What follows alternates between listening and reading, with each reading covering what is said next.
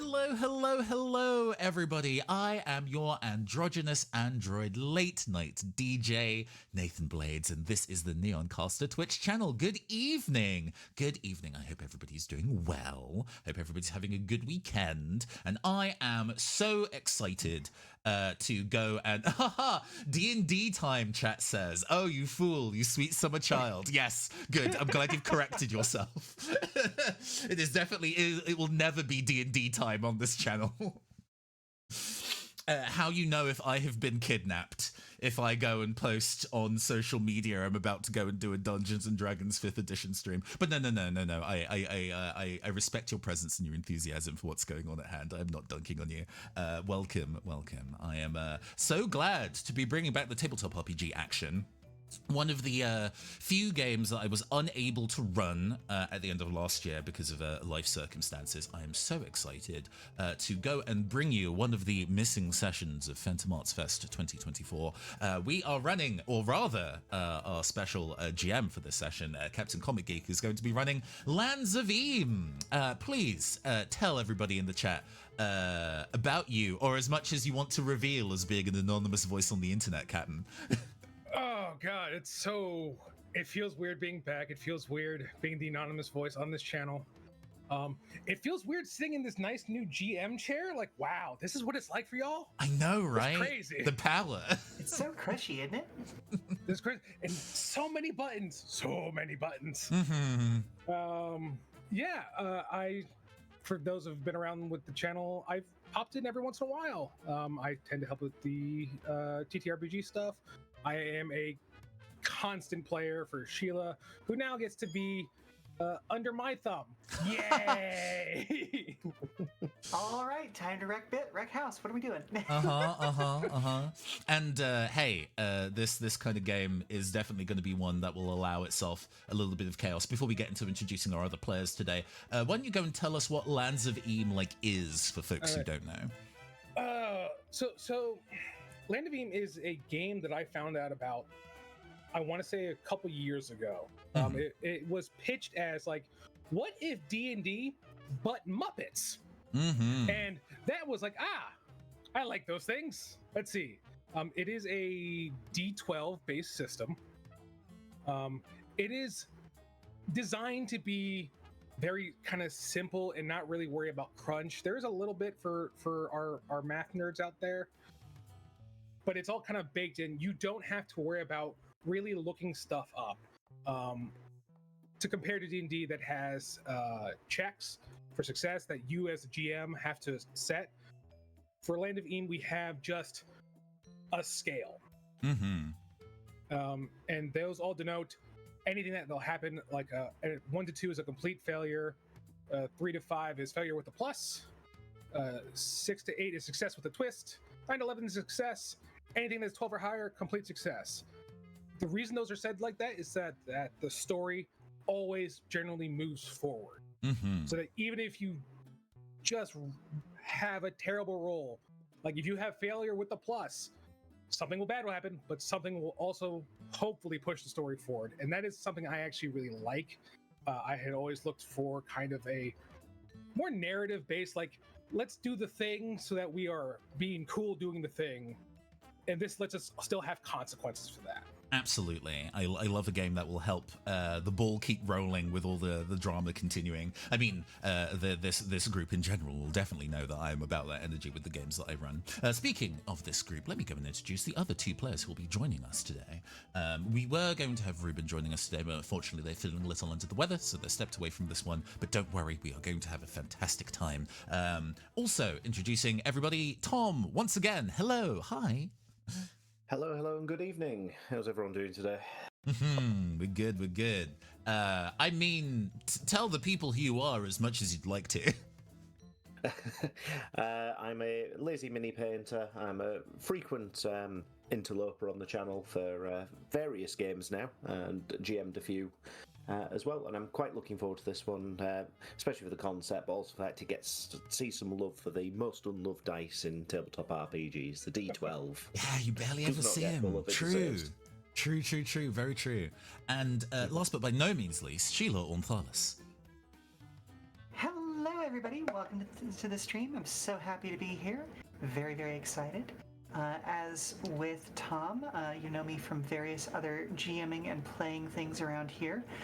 But, Caster is one of my favorite people to collab with, so I'm always happy whenever they invite me on to do things. Yeah. Unfortunately, I mean, okay. Normally, I don't have like audio commands running during like tabletop RPG streams because it'd be like distracting. Your choice, Captain. Is this silly enough to justify the? So I don't think the stream can't hear the music that's currently playing for us, right? Oh no, they can. It's coming through my ears, so they can hear it. Okay, so I want you to take that music that is currently playing and look in your heart of hearts. Do you think that would fit with this audio thing? I think it will. Sure. Okay, and then I guess we are getting Mix It Up Bot then. All right. Hell yeah, let's go. Or just do it. Do it manually. Hang on. What a day. Yeah, you know what? Actually, yeah. For tech, I ran into tech issues just before we started streaming, and immediately now that we're live, the giddiness of being live has clearly gone to my head, and I'm making irrational decisions. For the sake of things not breaking while we're live, I may have to turn commands off. So apologies, weather friend, because if you do use them, they're not going to actually be audible, and I don't want you to go and waste your channel points. So let me go and very briefly turn those off for this stream. I'm so sorry. But we really appreciate you here. I will be observing chat the entire time, and if I'm not actively acting, I will be, reacting alongside everybody else. We really love and appreciate you all being here. I apologize that we cannot do the baseline streamer influencer interactivity things because we're having so much fun telling a cool story among friends. Okay, we have all the bits and pieces together. So much effort for me now to make sure it's an actually cool story. Thanks for that. Hey, tabletop RPGs are a collaborative effort. Is on all of our necks. That it's a cool story. We are here to support you in this endeavor, Captain. All right. I think we've got all the bits and pieces out of the way. We already know who each other are. We know what the game is. And if we're all here and comfortable, let's go and play Lands of Eam, Grauham's Traveling Amphitheatre. Ooh, tally ho.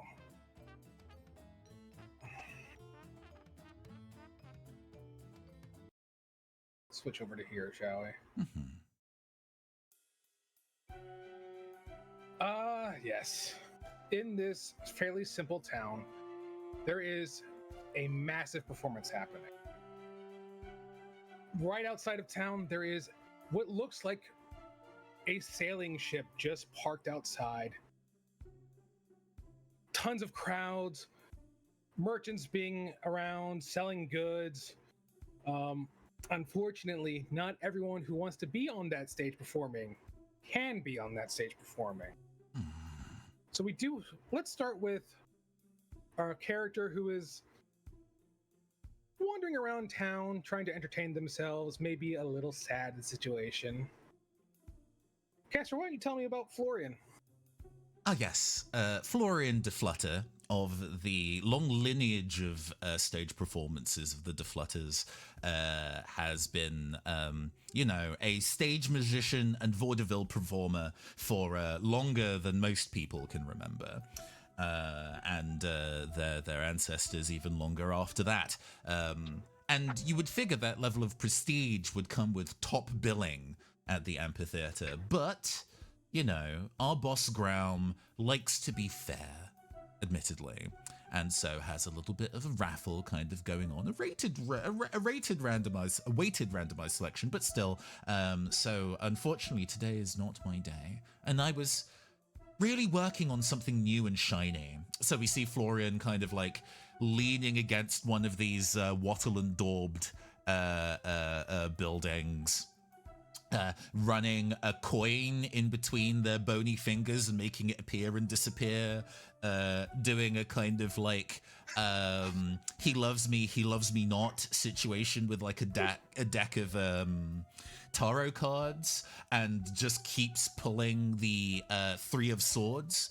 For those that are unfamiliar, the Three of Swords is a big heart with three swords pierced through it. It is never anything good. People think that death is like the worst card you can pull. It's not. It could be worse. This one again.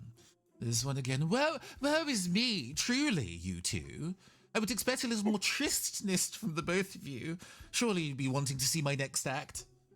I was working so hard. So hard. For me, the GM, are you speaking specifically to other players, or are you just speaking to the universe? Right to the other players, since they are chilling on screen currently with, I assume they are also in presence and suffering my moment of moroseness.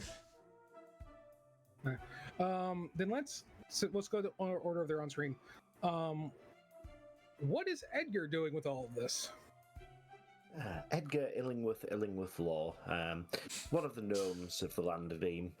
Gnomes typically embodying an element or aspect of nature or the universe, tending to bring brightness and frivolity to all around them. Edgar Illingworth Law is an accountant on the far other end of the spectrum. His grey presence leaching colour from the flowers around him, cans of pop losing their fizz very quickly just due to the sheer presence of order around him. He'll be walking with a level of attention paying to a book which we'll be flicking through and making the odd notes. Data of the current costs, owes and debts that the circus is going to be running up during this period. A perpetual sigh, he'll nod to Florian and say, I am absolutely certain that your next act will be perfectly within budget for the next area that we visit. It's a shame we're not able to hit it this time. Don't worry. I have really curtailed the amount of handkerchiefs that are part of the handkerchief trick by 50% even. So still only a couple of hundred. Those fall within relatively acceptable limits. And our last player, Integrity. How are you absorbing all of this conversation right now? I think Integrity is kind of very focused on the deck of cards and is kind of doing some quick maths on their clipboard and kind of going, all right, well, I mean, let's see. You said you drew that same card 3 times in a row? I mean, what are the odds of that? Let's just kind of... Well, I mean... there's a folding, like bending it in one hand so it like pings across to land in the other hand, many different types of shuffles. And the card of the mood for today it's the Three of Swords again. Oh, God damn it! 4 times in a row? I mean, my goodness. Like, hang on. Hey, give that to one of the govens. Let's see if we can't get that a little more randomized. But they're going to get slime all over it. Well, I mean, if you want to keep drawing the three of hearts, it's fine by me. It's fine. I have a spare deck anyway. Looking like one hand over the brow, palm out in a kind of like a debutante fainting motion, offering the deck with the other spare hand towards you. And then Integrity kind of like pulls around a hose from this glooping backpack, and you kind of hear, like, have you ever heard the sound of Jello being vacuumed up? It's kind of the opposite of that. We're just kind of like, and one of the govens sort of, takes the deck and holds it over its head for a split second before just kind of dropping it into its gooey mass. And you do see the cards begin to kind of like dance and twirl as it kind of like does this like hands over the head sort of shifting back and forth kind of like almost cultish dance. Mm-hmm. That makes sense. Okay, so let me interject real quick just to establish something. One, if not very obvious from the character art, Florian is in fact a skeleton, which is a race within Land of Eam. Indeed. Mm-hmm. Integrity is a shrim, I believe is how it's pronounced. That's just for people who want to look it up later. it's always good to know what they are, and I play with it for the gubbins, as we have always fondly called them. Integrity, have your gubbins make a tinker check for me. Sure thing. And if it's the gubbins making a tinker check, then they are not going to get any sort of bonuses off of it. Definitely the gubbins making the tinker check since they've engulfed the deck. To add some notes about this, for those of you who are playing at home, Integrity is an engineer, and we kind of ran with the idea that his underlings are these little squishy oozes that he has fashioned small hard hats and tool belts for. And let's see, I want to say there was a negative to them doing this. Oh no. Okay, so no, I mean it's fine. It's they're just not going to get my +3, is all I'm saying. Okay, it is not an attribute. Oh nope. Okay, they are in fact rolling at a -3. Fantastic. -2. Oh. So here's the best part. Technically speaking, that is off the chart in the negative. So here's what happens. As the gubbin encases these cards into themselves, they start doing their dance. And the cards start to spin and almost turn into like a hula skirt at one point. And as they're going, moving, getting really into it, the cards just, with bits of goo on them, start to fly off this gubbin's hip.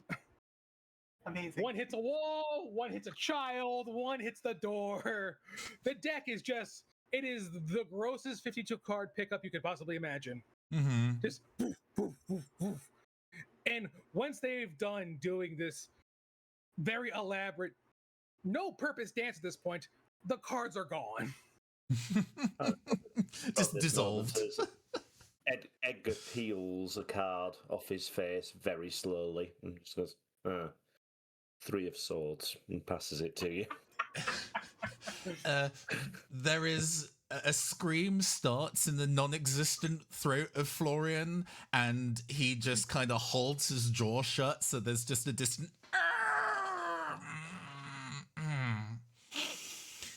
okay. Adding 1 deck of cards to the inventory for the next trip. Well, okay, but that makes that the 5th time that like, I feel at this point we should be gambling or something, because that's the odds on that are just astronomically low.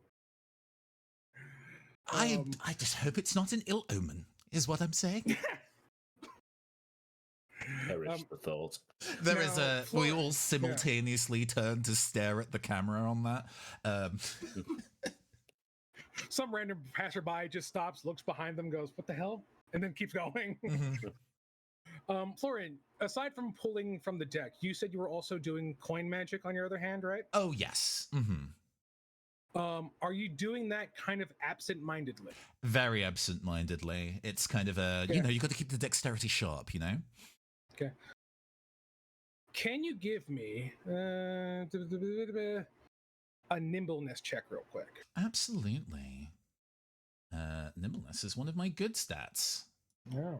And we're doing just a normal one with a +1 modifier. And have you said what your class is, by the way? Oh, sure. I'm the Bard class, because of course I am, if you know literally anything about who I am as a person. While I like kind of playing with the idea of what a Bard constitutes as, so even though I do have a violin and can do things that mechanically affect that, Florian is very much a dancer and magician more than they are a musician. That is a 10 for a success. Yeah, so you definitely have a success. So you are... It looks like nothing to you to make this coin go away and reappear, which is incredibly impressive since, you have no flesh. There's no sleeve to put up. I would say that you draw the attention of a small crowd of children. Like they have wandered away from the main stage, the main performance and stuff, and just found you in this back alley and just are kind of mesmerized by your coin antics. Everyone can give me what is it?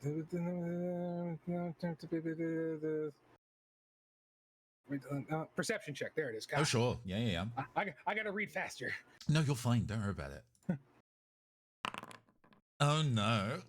That's a 2 for me. A 10 for Edgar.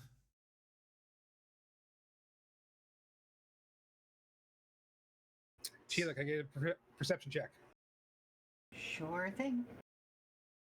As soon as I find my correct window.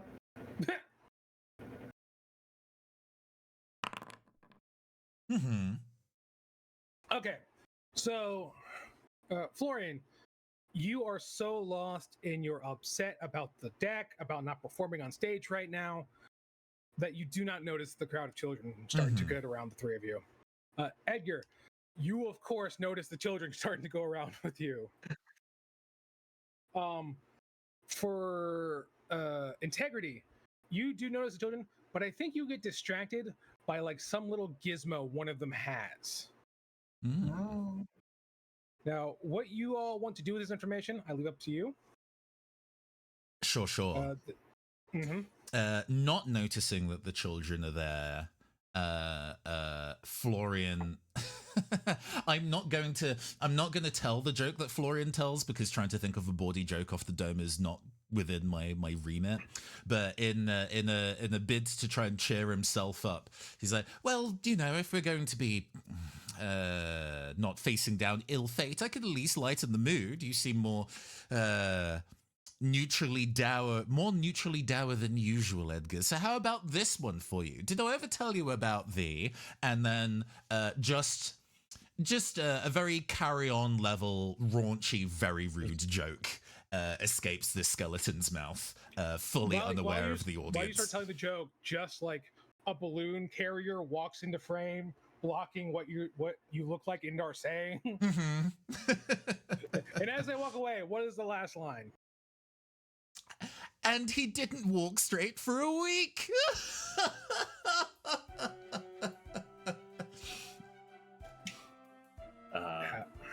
I've not been so amused in quite a long time, and this will be because I'll be looking at the horrified mothers on the sideline who may have overheard this bawdy joke in front. There's definitely like a couple moms with them. A lot of the kids are just astounded by what they've heard. They don't know what they've really heard, but they're just kind of amused. Oh, great, I'm going to go tell people this now. Mm-hmm. I've taught them words that they shouldn't have learned, for sure. Absolutely. As you all walk along the town, just kind of wasting time deciding that you don't really want to be involved with anything else, you are met with, and I do apologize for how big this is going to be, bam! Oh. Ah. Hold on, let me adjust on my end. No, you're good. Good? All right, Large man. Yes. There we go, that should fit. Everyone can give me a, let's see their lore. Yeah, let's go lore. Mm-hmm. About if you know this character. I know that I do. Although, unfortunately, the name is not on my notes anymore. What happened? Don't worry about it. Tell me everything. Yeah. Right, we did have a practice game. I'll let that your information from there, Florian, fly. Everyone knows what this is. This is Brax, one name. Mm-hmm. He is known as the direct competitor to Grauhm in the entertainment field that you all have engaged yourself in. Mm-hmm. He is, well, he's kind of just the biggest idiot. If you look at him, you know, he is a what did I say? He is a bugbear variant. Mm-hmm. So very fuzzy, has just the tiniest little sunglasses that will do nothing to protect his eyes from the sun. Clearly had a nice jacket at one point that the arms are just ripped off of. And a very shiny, just like scarf draped over him. Yeah, he goes, hello, you three. Not participating in the big show today? Go Go ahead. She'll glance to Florian. 3 of swords, was it? Well, I thought that since we have such a very impressive crew as part of Graum's traveling amphitheatre, wink and smile, as I am trained to do every time I mention the company by name. I thought I would go and give our understudies a chance to go and strut their stuff and take in the scenery of this town. It's a very charming place.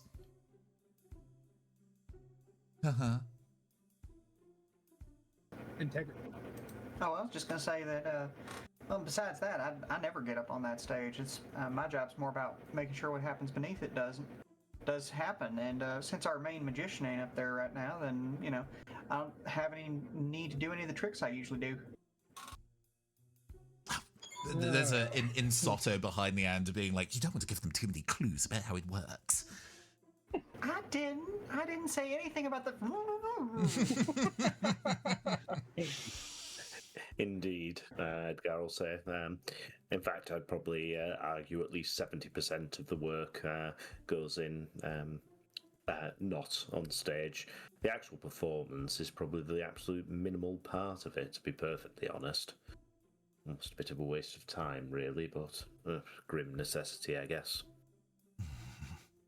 So I would say that Brax definitely ignores you, Edgar. Doesn't pay you mind because there's nothing he can gain from you, really. You seem pretty lodged in working with Rom. But to Integrity and to Florian, he really rolls on the charm of, if you two come work for me, well, maybe get more performances out of it, get a little bit more money out of it. How do we feel about that? There's a... Yeah, go ahead. No, I was just gonna say that. It's for me. It's mostly just traveling the road, seeing the world, and not getting chased out of town when something explodes. It's Graum's been real good about helping me with that, so I have a bit of loyalty to him. That only happens 20% of the time. That's within reasonable parameters. Yeah, exactly. See, yeah, there you go. And, well, for me, at the very least, we have spoken before, and with these other two present, Florian kind of decides to suppress the more finer details of the conversation that they've had. I think I am most interested in being somewhere where they are interested in giving me top billing. And while you have a very respectable show, I'm sure that your current cast are perfectly fine with where they are, and they might cause a bit of a fuss if I usurped, Well, if that's how you want it to be, that'll be fine. And he will extend a hand for you to shake.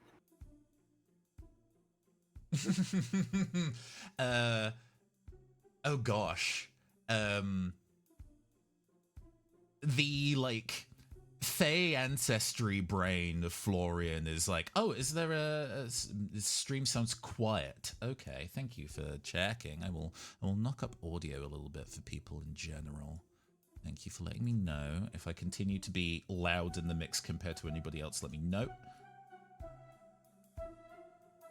Let me see. Let me know if that's any better weather. The kind of, weird fairy ancestry of what skeletons be sticks in Florian's brain in a way that says, oh, a handshake would be an incredibly dangerous thing to do. Deals are dangerous magic, but the flawlessly polite etiquette side of Florian is like, well, an offer of shaking hands has been made, and so a shaking slowly offered hand, and we get a little xylophone sound effect to signify the rattling of the bones in the hand as they kind of pushed over to gently shake Grex's hand with almost no pressure. He will do one of those one hand gripping, one hand kind of like patting your side kind of thing. Give me a perception check. Mm-hmm. Watch as Florian's hand immediately crumbles into dust from the pressure. Success with a twist, an 8. Okay. Ooh, how am I going to twist this? So, the short answer is you can feel that he has slipped something into a pocket of yours. Mm-hmm. I'll say, I guess the twist is you have no idea what it is. Mm. You just know that it's something. Is it in a way that, like, the others have noticed, or? It is intended for them not to notice. Indeed. Florian. If the other two would like to interject themselves and see if they notice, I'm not going to fight them for it. I don't think Edgar's going to be paying too much attention. There's a mutual level of I have no interest in you, you have no interest in me kind of thing going on with this character, to be fair. Mm-hmm. Meanwhile, Integrity is very, very suspicious of this shifty guy. So yeah, would that be another perception check or what? Yes, it will. Okey-dokey. Do you want me to throw an advantage or a disadvantage on there? Give me a justification for either. Well, I'm just thinking if it's intended not to be seen, putting a disadvantage on it makes sense because it's I mean, that would just be a normal rule. If he were a player character, it would just be a normal rule. Okay, fair enough. So the question is if you have anything affecting your perception. Oh, no. I was just saying, like, do you want to make this more difficult for me? But hey, No. normal roll, I'll get it. Yeah, it would just be normal. All right. Well, there we are. You can definitely tell that he slipped something. I would think with a success, it's not, you don't know what it is, but you can tell it's probably like a small item, not like something huge or big. Mm-hmm. Yeah, that makes sense. Fortunately for Florian, skeletons are not in a position to sweat nervously, so there is not too much visibly giving his feelings away as the shake comes to an end. Well, it's been very nice speaking with you once again, Grax. Do enjoy the rest of your afternoon. And your continued headhunting, I suppose, since you need to go and find additional performers, apparently. I mean, we are always looking to increase our troop, but, well, we'll see if we can change your mind later. Mind how you go. And he just walks away, again, paying no attention to Integrity or Edgar. I trust that bugbear as far as I could throw him, says Edgar. He does not run a tight ship. I suspect, he'll say with a shudder, his books do not balance. If anything, You would never want to have unbalanced books. If anything, his performers are more likely to balance on the books, I suppose. Maybe poorly at that. Okay, so that's that interesting. Is there anything that any of you three want to do while you're still in the town, while there's still a show going on? I think not. The Florian is probably going to kind of start shuffling back towards the performance arena as the show is coming to an end, like he was there the entire time watching when he has intentionally decided not to.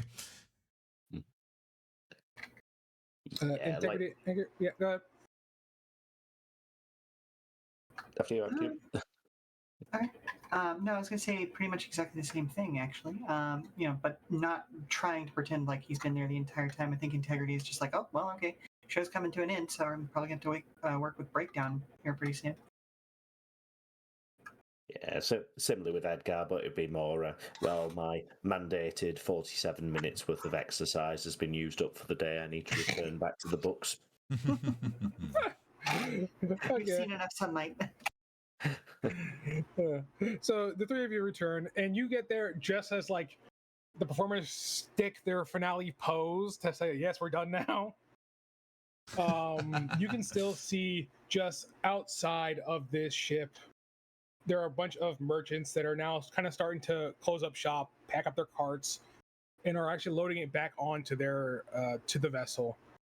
In fact, let us show ye old ship. Bam! Oh, yes. Let's get that in good view. I love this thing, by the way. What a cool design. Oh, thank you. Yeah. I will talk about how I came up with it later at request. Right, so this is the Traveling Amphitheatre. It is a ship, a stage, all in one. It's also home to a lot of the performers that are on there. It is like a cruise ship, but on the land. Absolutely. And if you've above table, I know somebody who is a jazz trombonist who early on in his kind of like adult professional career worked cruise liners for a while, and it's feels very exciting and jet setty at the start of it, and then when you are on your like 30th night of doing a common easy to sing along to jazz standard, you're like, oh no, this is going to be this for years. I have a feeling being on a land cruise liner has a very similar energy. I mean, I guess the one plus side, less water weather to worry about, but still driving over land in a giant vessel, not fun. Look, we're doing our best with that suspension. There's only so much I can do. I mean, the treads help, but ugh. We wouldn't be able to keep it running without you, darling. Now, thankfully, you don't perform while in motion, so you're one up on a cruise ship that way. True, very fair. Real easy to get a tremolo that way, though. So as everyone's packing up, like I said, merchants, performers, everyone packs up into this ship. You hear over the internal comm system, which is really just like a bunch of tubes and horns put together. Your fearless leader, who I will pop in here, even though I don't really want to. Nope, not you. That's the wrong one. Hold on. There, we'll do that. Yeah. That worked. There he is. Grauhm, the owner of the amphitheater himself. Edgar is not going to argue that point in this minute because he's not standing next to Grauhm. Goes, okay, everyone's packed in. We've got somewhat of a trek ahead of us. We're crossing a desert to our next destination. Plenty of time to relax, practice. Don't burn my boat down. We never do.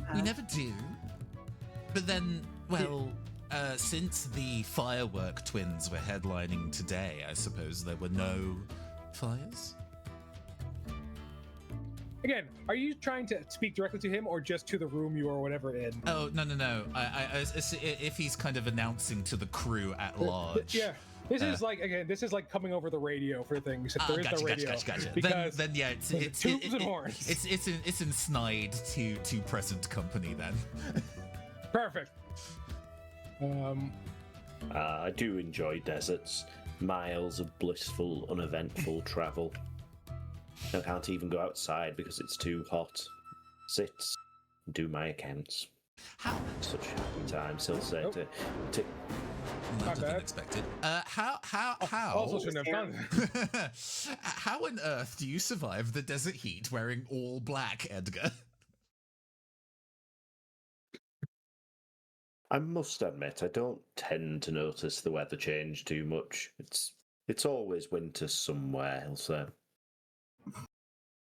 I'll give this free to Integrity, who loves to look at mechanics and things of that nature. Florian is curious about how he survives the heat. You're curious how he doesn't burn out his eyes. They're so magnified behind those glasses that they look like sunglasses. I mean, that is. Just don't look out too many windows, or if you do, like, careful where you're like what's behind you. Is all I'm saying, because I mean, you wouldn't need the glasses much longer if you look at the sun too hard, buddy. I shall do everything in my power not to step foot outside, he'll say. Yep, that's the spirit. Now, at this Yes, Osiris, those are his pupils. That was the point. It was the best thing I did on that character design. Horrifying.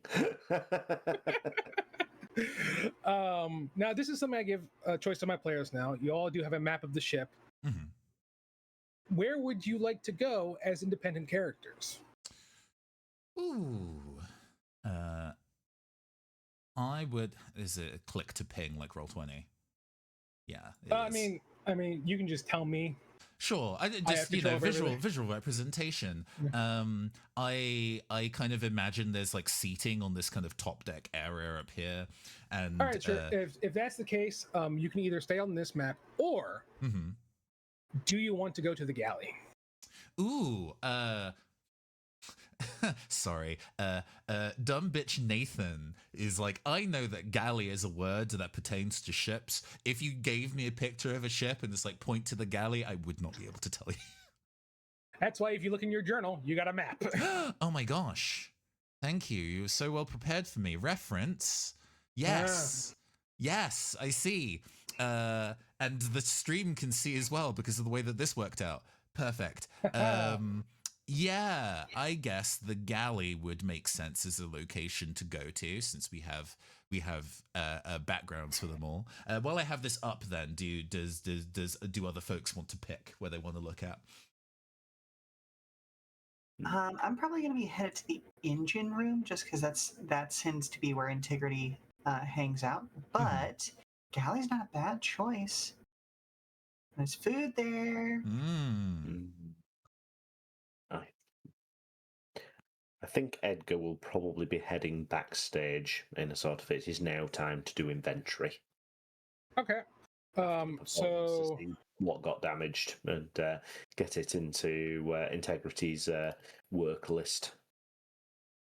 So Integrity, where were you going to go again? Are you actually going to the galley, or are you going to the engine? Yeah, let's go ahead and go to the galley. Nice. Okay, cool. So Edgar, if it's all right with you, I'm going to take them first, just because 2-1, you know. Yep, sounds good. Okay, to the galley we go. Got that and that. The music choice. Yes. Amazing. Well, this is the galley. It is a nice little tall thing at the top of the ship. They are constantly going, and I say they, there are two people who basically live here.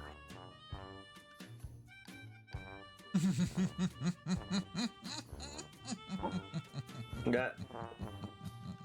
This is Amazing.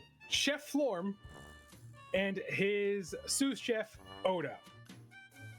Now, being travelers on this ship, you know that the only reason he's called Chef Florm is because that's what Oda told you he was called.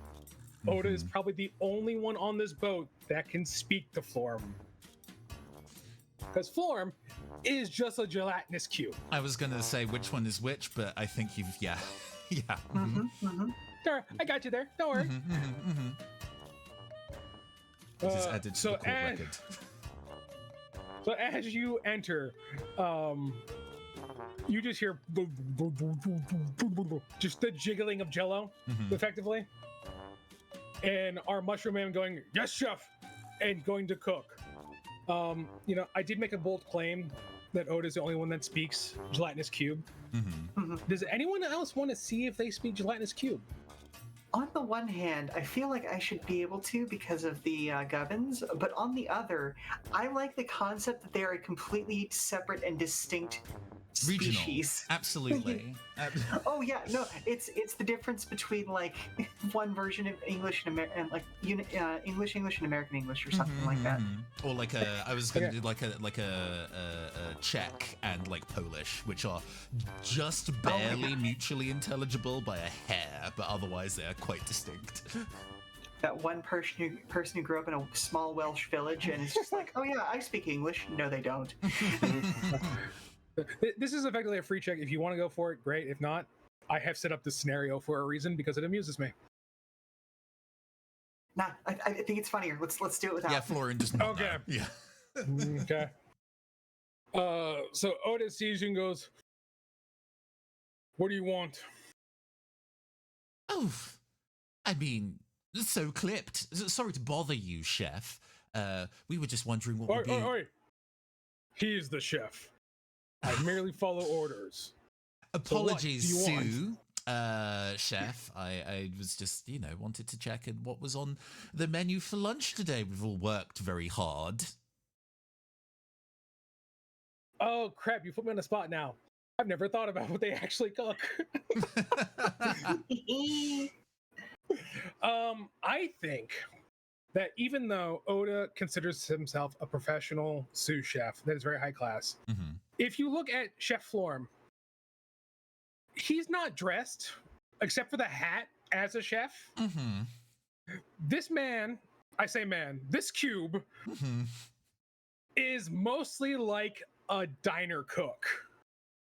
Sure. So his specialty is kind of a gruel variant. And that's kind of what he always makes. So we've got gruel, we've got grits, we've got oatmeal, we've got... Like for breakfast, we do get porridge, but yes. Like there is some kind of protein because Oda does go out and get ingredients. It's just kind of disintegrated into the gruel though, so you don't know what it is. Is gelatinous cube accessible? I understand. Yes. Sorry to go. Then I guess kind of like with that question of what's on the menu was in character, with a like as pained of an expression as Florian can get, knowing that the answer will not be different. Like Oda will just take like a spoon and tap the chalkboard where it's written. It has not been changed the entire time they've been on this boat. I'm really starting to think that's actually just paint, not chalk. I mean, did you at least manage, did the chef manage to procure additional seasoning while we were in town? Again, Oda just taps the chalkboard.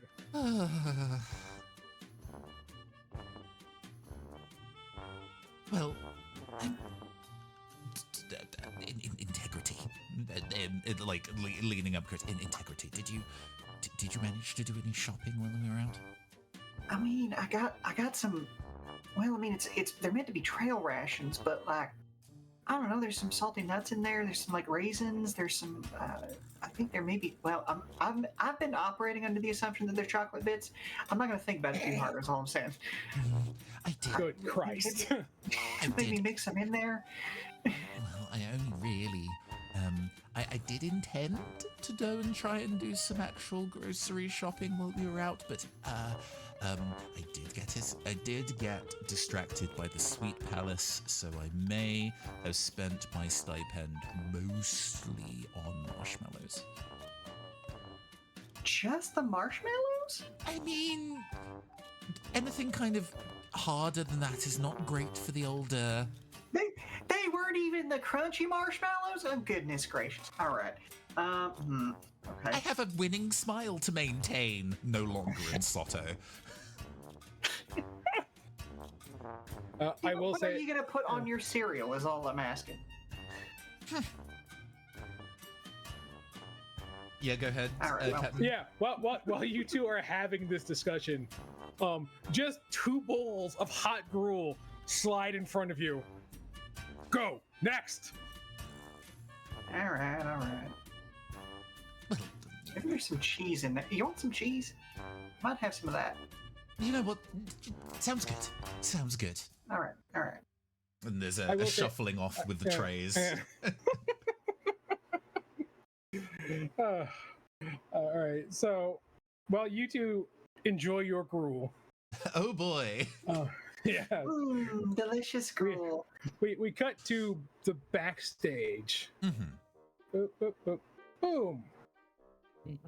Where Edgar is there having a nice conversation with Wrench, who, for players at home, does not exist. Automatons don't exist in this campaign setting.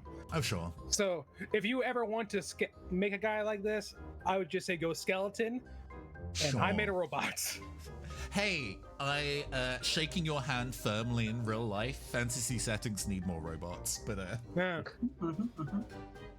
The conversation between the cold, emotionless robot and Wrench. This should be good. good. Wrench is currently up in the rafters, checking on the different light fixtures, making sure those are all set. The world that I like to play in is there's technology. Sometimes it's weird, sometimes it's not. Don't worry about it. Mm-hmm. If a light's a light, it just works. Hey, if there's magic, then who am I to question, you know?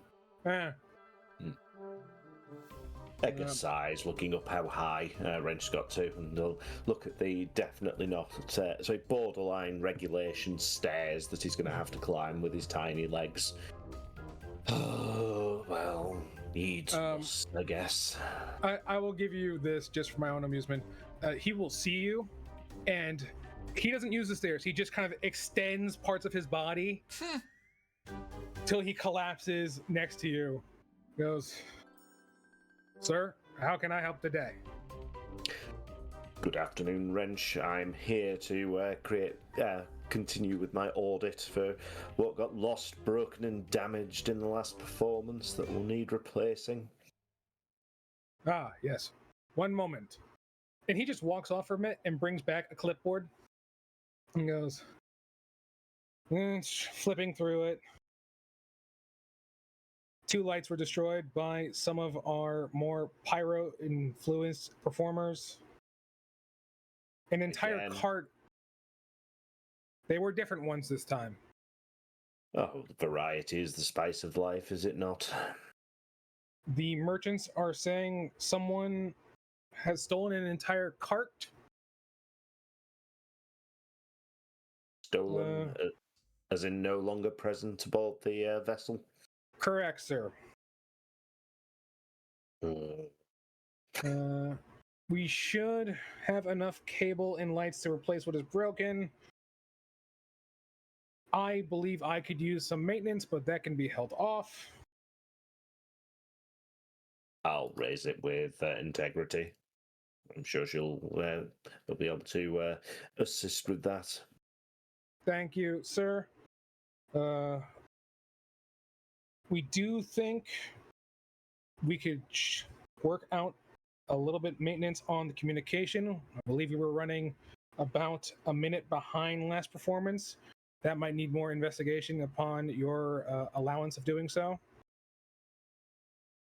A minute served in every performance could add up to lots of minutes by the end of the year. It'd be truly foolish of us not to invest the time. Very well. It was very much a norm to invest an hour to save 10 minutes. And they just kind of go through this list. And like this is the backstage, but this is also kind of the hub of like the different supplies for the ship and everything. So like this is our information. Not only does he work backstage, but also people come talk here, that kind of thing. They know to come give Wrench their complaints to give because they always talk to you. Mm-hmm. Is there anything else you want to dig out of this conversation? Yes. We were approached in town by a relatively unsavoury character whose name I filed away because it's not particularly important. However, I feel there may be a bit of competitive poaching going on. Keep an ear, metaphorical ear to the ground, if you wouldn't mind. There's just kind of a robotic hum from him. You're not sure if that's him like agreeing with you or if that's just his natural state of being. Understood, sir. Anything else that I can assist with today? No, thank you, Wrench, as always. You're the most relatable and reliable member of this shower sometimes, I'll say. We'll give his equivalent of a smile, which is probably like barely perceptible. His mouth just kind of expands a little bit, and that's about it. It doesn't even arch, just goes out and back in. You can Thank you, tell by sir. the ends of the mustache. More Yeah, than anything else. they just kind of wiggle. He says, "Thank you, sir," and he goes back and just re-expands his parts up to go back to working, and you hear just stuff happening. You're not sure what it is because it's all the way up there. Do we want to explore anywhere else? Are there any not to kind of be like, you've made prep and I want to make you divorce yourself from that prep. Are there any performers around who aren't me? Oh yeah, I would love to go and chat to them. If you look on the map, that you have a performance, a practice area. Absolutely, I would love to go to the practice area, please. All right, we'll just swing by that. Edgar Integrity, think about if you want to go anywhere else after this, or maybe we just hit bio break. Who knows? Let's find out. So there are definitely several different kind of performers around this ship. You do have kind of go away. Hold on, I'm adjusting music. Sorry. No worries. Kind of, let's say a static-y relationship, not the friendliest, with one group in particular. Of course. Yes. Of course. These are specialty dancers. They rarely go on by themselves because it's been proven to this crowd, dancing by itself, while great, not the biggest pool. They think themselves very popular, though. Because they're in all the shows, so clearly it must be for them. Yes, okay. They are the three Welkin sisters, Tyra, Myra, and Syra. Welkin sisters. Yep. Welkin is their species. They are sisters. I made them different colors for my own amusement. Writing down Does that every mean that name. 2 of them dye their feathers?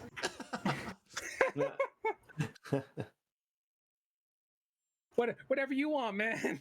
You know what? Good. Leading into that, love that as a prompt. Yeah, making the kind of way into the practice areas and seeing the three being like, Myra. Oh, that shade of blue looks great on you. Much more vivid than last week. Oh, Florian. Did you enjoy exploring the town? I know you didn't have much to do this last performance. Oh, I know. It's just, I'd like to give the rest of the troupe an opportunity every now and again, you know? And, well, I thought that maybe you could have done with the practice. I mean, we're always practicing. We don't know when we'll be called upon to do our performances. We are on stage so much. And it's clearly started to... I've just decided that Florian is a massive bitch. It's clearly started to wear on you. You're looking tired. You're not even paying attention to your surroundings. I would love to roll some kind of thing to, like, have one of the coins now, like, lodge in, like, their little updo. Trickery. 100% trickery roll. Absolutely.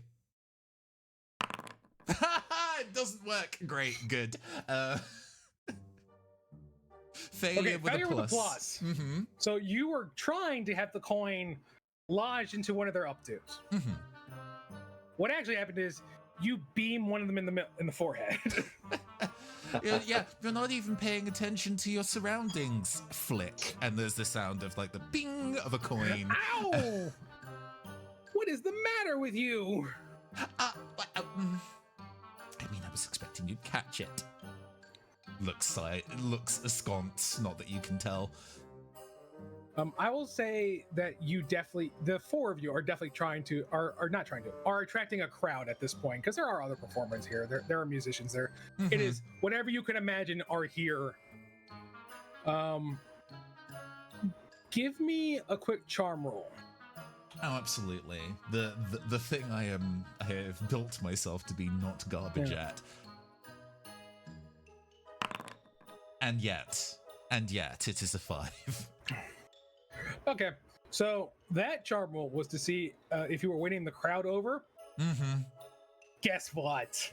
I look like the what is it, the queen bee in like teen dramas where there's the very posh girl who thinks she's all that and really isn't. Full of that energy. Unfortunately, Florian de Flutter does not have long sweeping blonde hair to kind of like flick to one side and go oh ho ho about, and as a result, this level of meanness is not carrying. I will say, Florian doesn't have hair, but you and I both know his character description. You do have a cape. Oh sure, there is that instead. There is a flick of the cape to one side. I thought you would have caught it. So here's the thing. You did not charm over the crowd. You did get a plus, which means you did get the approval of some of, let's say, like the tech workers who do also have to work with these people. Who also, like, they're just not the fondest of them. Like, yeah. That's not winning the crowd over, but at least you got someone on your side. Florian is an asshole, but these three deserve it. Gotcha. At least as far as, like, maybe one of these two tech specialists thinks so. Anyway. I just wanted to see if there was anything new cooking for the next destination, you know. We should put our heads together and collaborate. We are a team, after all. They give you the most intense death stare, identical across their three faces, right to the middle of you. Not visibly in line, but one of Florian's ribs cracks from the pressure slightly.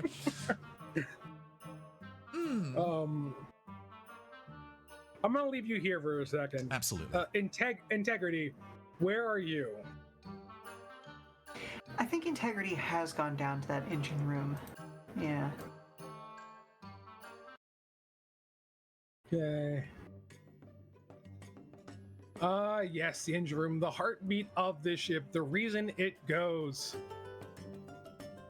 Where you get to see Alright. Gildy. Hey there, Gildy. Why, hello there, Integrity. What can I do for you today? Oh, just checking in. I had a couple of sideways complaints about the suspension earlier, so I know I need to get down there and see what's up with that. But are we getting any other sort of rumbles or rattles anywhere around there that we need to take a look at, or are we in one of those times when I should better stay out? Because, you know. Oh, you know I always welcome another help down here in the engine room. Now, this engine room is special. For those who can see in the image, in the back looks what can only be identified as a distillery. Because much like old World War submarines, this bitch runs on alcohol. Excellent and good. Yes. Well, as long as the gubbins don't cause any trouble. And I think he's kind of glaring at his own backpack with one eye. Because there have been some incidents. Well, do you want to help me around here and make sure to get this thing purring all pretty like? Yeah, I'd be happy to. What you need me to do? Oh, let's see. Gildy much more proficient than I am. I'm going to require a tinker check, and I'll give it, this time it's you, Integrity, because even if you use your gubbins, you're the one directing them. Okay, fair enough. Let's go ahead and do the thing. Hey, there we go, complete success. Okay, so unlike when the gubbins tried to help with Florian's tarot cards, they are in stock and lined up with your directions. The two of you, both being mechanically inclined, are just, yes, tighten this thing here, release pressure here. We are in our happy place. We are in the zone. 100%. And like you even see, occasionally, different people of the engine room will just, siphon off a little bit from the distillery. No, wait. We need more rye. Add more rye. We're making the mix run better now. It's great.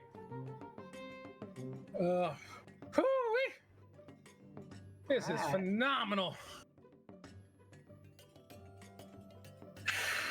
I'm just happy that we got that weird rattle out of that main pot there.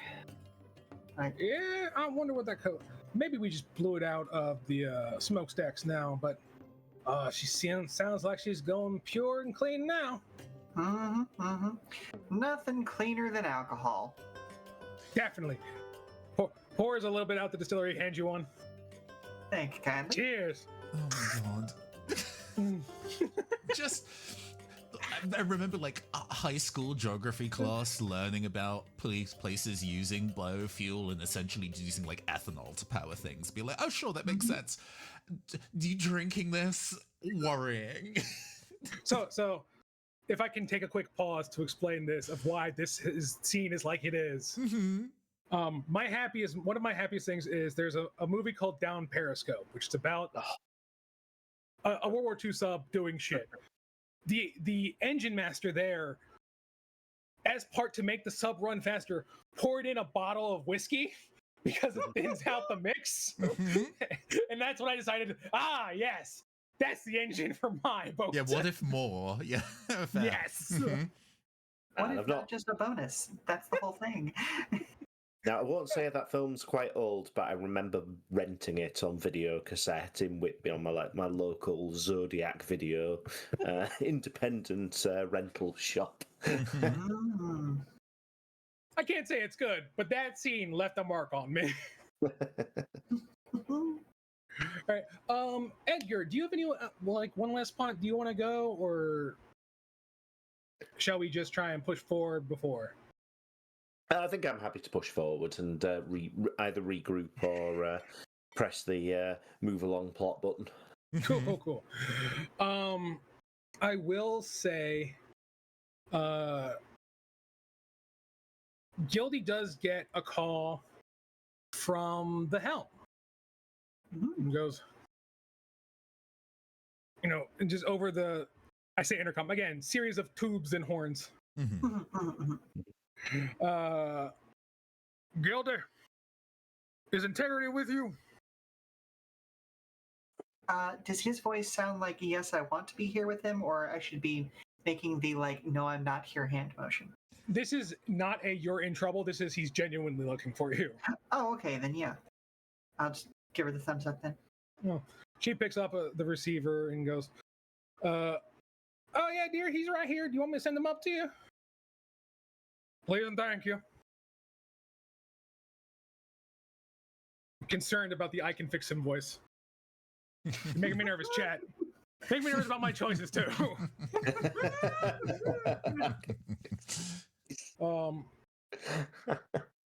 I will also, I think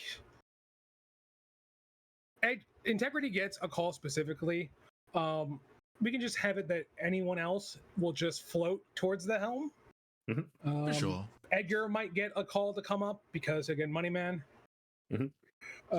Florian, I think, just I'm friends with Integrity, so and also I've clearly established myself as like gossip diva, so Florian's probably unsubtly listening on the other side of the door. Here's probably what happened.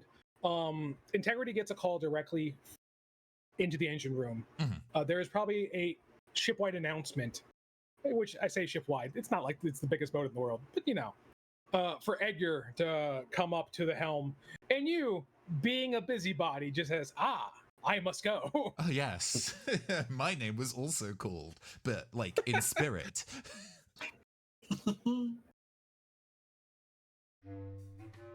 Yes, welcome to the helm. With your captain, Crag. Sick tattoo. Hell yeah. Crag. And your boss, Grauhm, is also here. I say your boss. We know that doesn't really apply to Edgar. He is somewhat outsourced by one of the bigger firms, but he'll be here for a few more decades, probably. Now, for those playing at home, I guess I didn't mention for a lot of the other players, or for a lot of the other characters, talk about Welk. What was her name? I just said it. Gildy. Gildy is a Bogart. You players will know she is in fact married to Crag, who is a wug. He's a smaller wug, not the biggest in the world. And we do have Grauhm here. And I decided Grauhm is technically an ogre, but those don't exist in this game. So Grauhm is a boggle wug mix.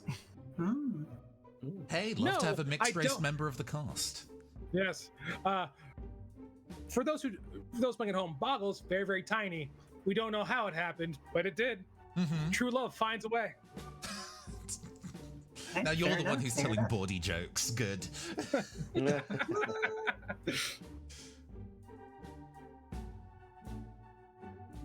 So Crag speaks to you directly, Integrity, like, Integrity, we're about to enter the desert area. Can you please make sure everything's ship-shape that can be? All right. Well, did we get those filters installed? Because that dust and sand is going to be murder on the engines otherwise. I'll live up here, Integrity. You know I don't know what happens. Outside of that, I give orders. And then he turns to Edgar. Did we buy the filters to install? They were included in the final shipment as instructed. If they were on the purchase list, they'll be there. Well, all right. Let's see if. Well, hang on. Can I use one of the horns here for a second? Yeah. Go for it. All right. And Integrity will call down to the engine room where most of the other mechanics are hanging out. Hey, did we ever get the intake filters put on there that we're going to need for the desert area? You hear from Yodi. Hold on one moment. Yeah, it looks like yes, but we haven't finished putting them in. So, there's something we gotta do soon. Well, I mean, it sounds like we're about to get to the desert, so yeah, we should probably do that. The ones that are left is this a we should stop scenario to put them in there, or are we going to do that thing where we try to get them installed like while we're running? Basically, how much are we looking to clean gubbins out of the pipes? Well, where's the fun in stopping? It's so much more exhilarating to go while the engine's running around us, isn't it? All right, fair enough. Grauhm will go turn to Edgar and go, we've set up everything at the next stop, right? Try to think what the transports. Pigeons were sent at the last town. Pigeons work great. Good add-on. Okay, and sorry, Osiris made me laugh. Just got the image of this, like, what four very knackered birds carrying a giant ledger across the desert. I like to believe that it's four of them together carrying, frankly, a piece of information. They're very well trained. Good. And they will have payment when we get there? They better do, we'll say. Here. At this point, Grauhm starts to look through. All right, let's see who will be on stage when we get there. And Florin, you can see him filing through, like, all right, this is like the starting lineup effectively that he's going through.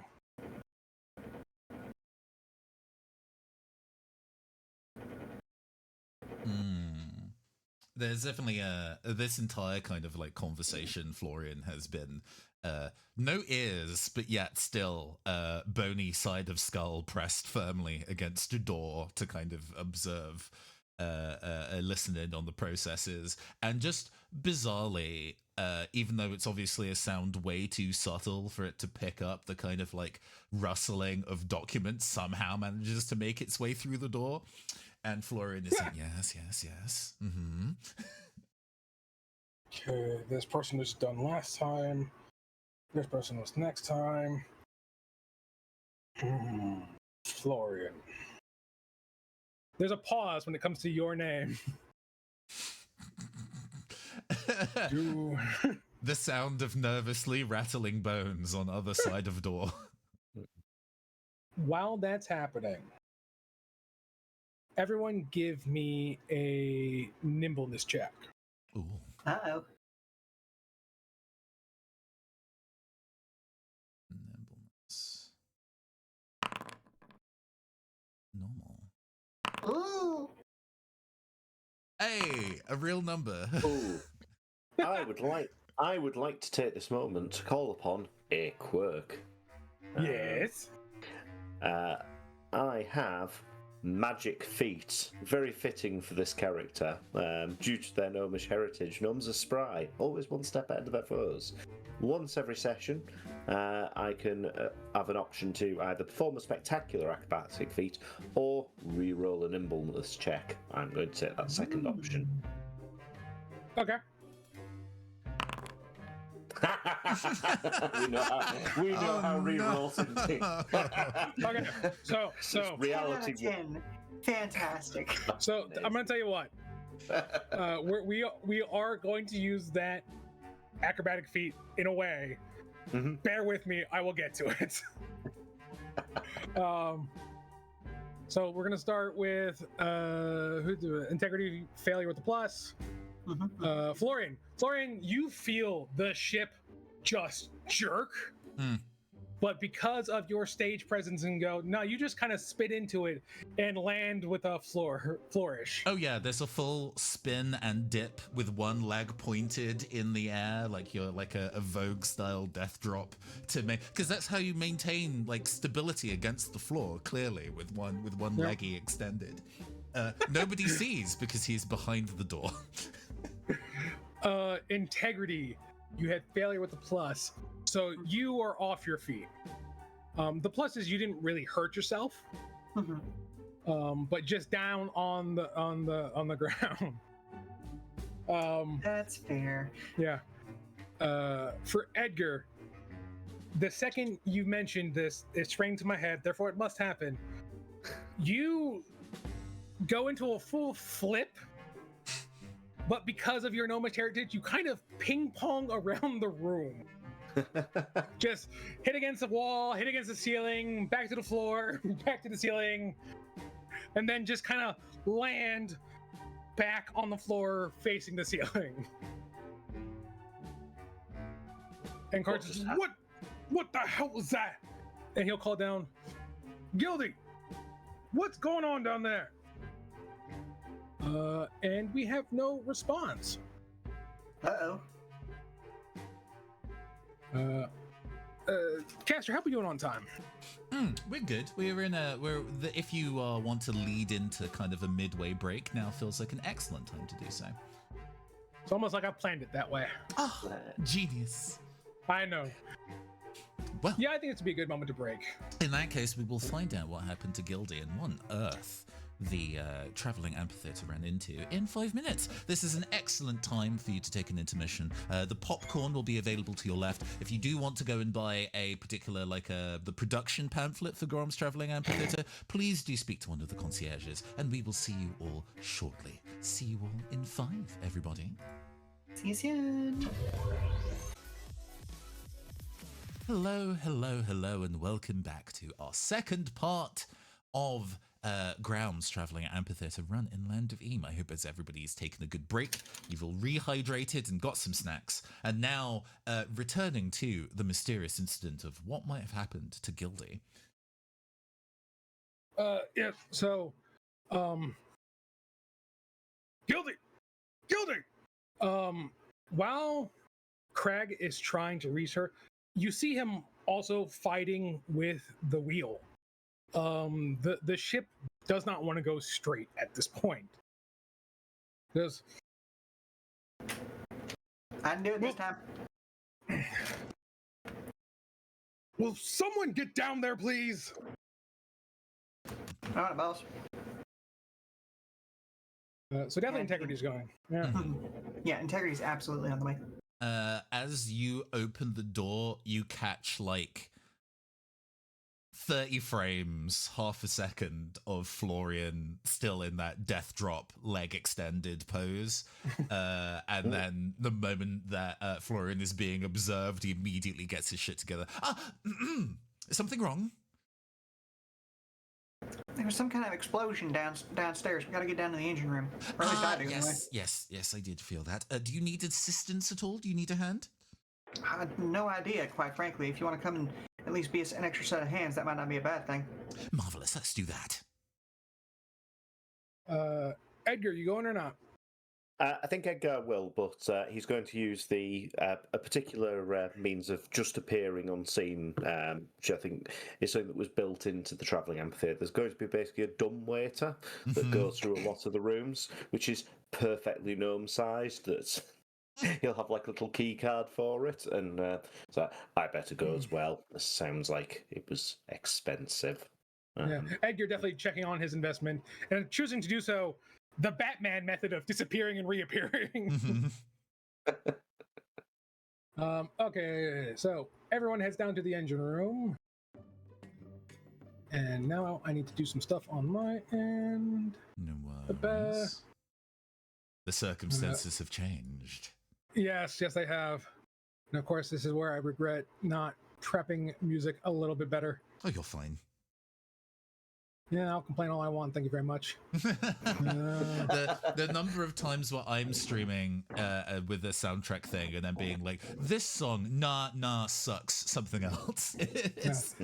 So what you come to find, aside from the engine room spewing smoke. Wow. Yeah. Oh. Gremlins have appeared. Oh my god. Oh, Cause no. chaos. At this point, Florian, I would love you to realize that your pocket is now empty. There's a hand. Genuinely, in navigating the kind of nervousness of the moment, he had forgotten at the time. He'd forgotten to kind of like check it, but like hand goes to like breast pocket. There's nothing in there. I didn't even check to see what it was. To nobody in particular. Is a gremlin holding it? No. In fact, you're pretty sure that.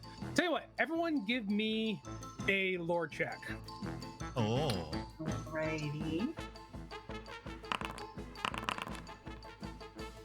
Come on. But one, I got a complete success. Okay. Edgar, Florian, you know that these are gremlins. Indeed. That's about it. Integrity. And this is not lore to Land of Eam. This is the lore I am bullshitting right now for everyone at home, just so you know.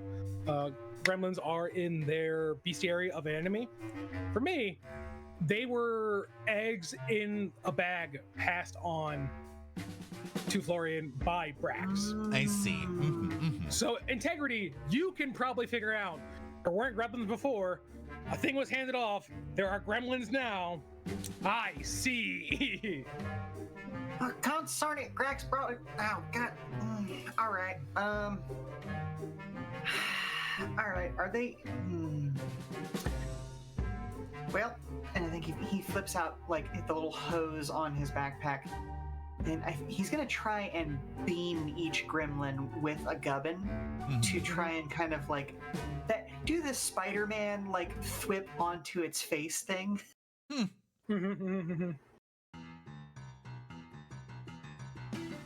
There we go. Yeah, let me see. Let's make that. Is there any particular check you want to try for in doing this action?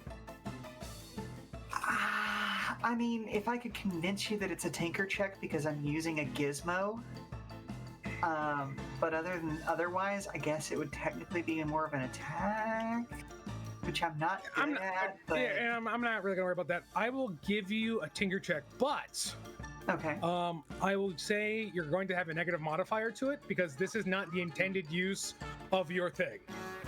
So the tinker check is really to see about you increasing the pressure of this thing.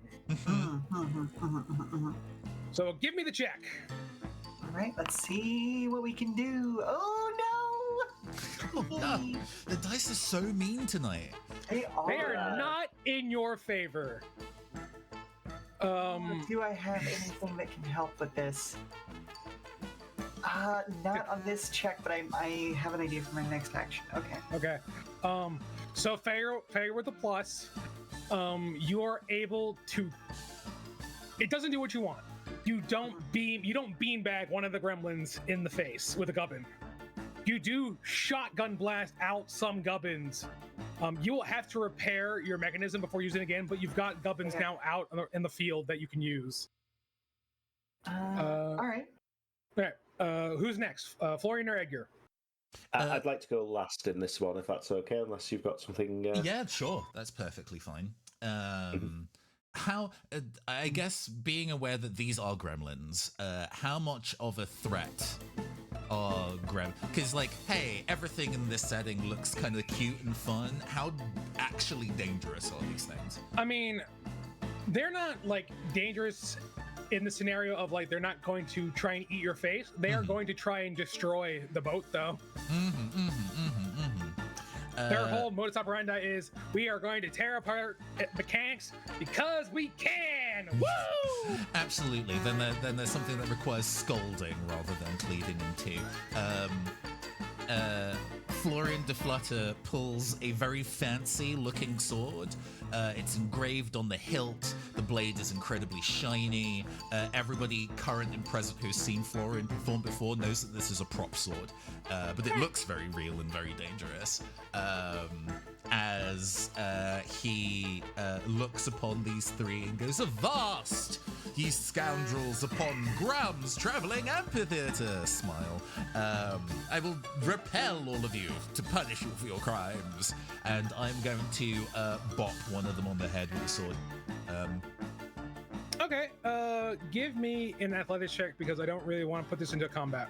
Fine. I have proficient. No, athletics. I'm Yes. flat on athletics. That's fine. My God. God damn it. My God. Absolutely. So- I mean, unconvinced by my deeds to intimidate, I suppose. So failure with a plus. Uh-huh. You do not bop this person. You do not bop a gremlin on the head. You do miss, but get them to stop destroying whatever they're currently destroying. Absolutely. So I will say they run off from the scene. It swings super close to its head, and because they don't know it's a prop sword, think, "Oh my God, I almost just died," and just flees. Edgar, we're up to you. So probably at this point the lift appears. White smoke sort of billows out of it, and Edgar's like hands grip by the side as he sort of comes out of it, the light glinting off his glasses, skin sort of red with barely suppressed rage. "Gremlins on my vessel!" And there'll be this moment as he pulls from his pocket a large stamp in bold red with "Denied" written on it. And there'll just this moment of rage as he'll fly almost towards one of them with his stamp descending. Okay. I will give you the choice of what skill do you want to bargain to use for this. It's a good question. It feels probably like an intimidate check, but yeah, it almost feels like an attack roll, to be perfectly honest. But I'll say either of those seem reasonable. Which one are you better at? Probably the intimidate, to be honest. Let's go with that then. I think and because also. yeah. I was going to say, I was also, given the fact it's, this is obviously like gremlins are like the complete antithesis to Edgar. They are beings of pure chaos, and he is to have them on his vessels at such a. I will call upon the gnomish Great Resolve to spend a quest point to gain advantage on this roll. Yeah. No. Here's where I fail as a GM. I don't remember what quest points are at this point. I've got 4 of them apparently, so I might as well try and spend one. Okay, if I'm remembering, for D&D players, it's kind of like a point of inspiration or even luck points.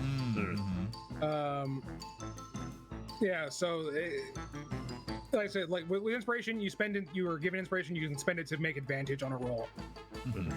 Suppose we So do. basically, and I believe this is a renewable resource for that. Yes, spend to use a once a session ability or perk. Or Grauhm plus.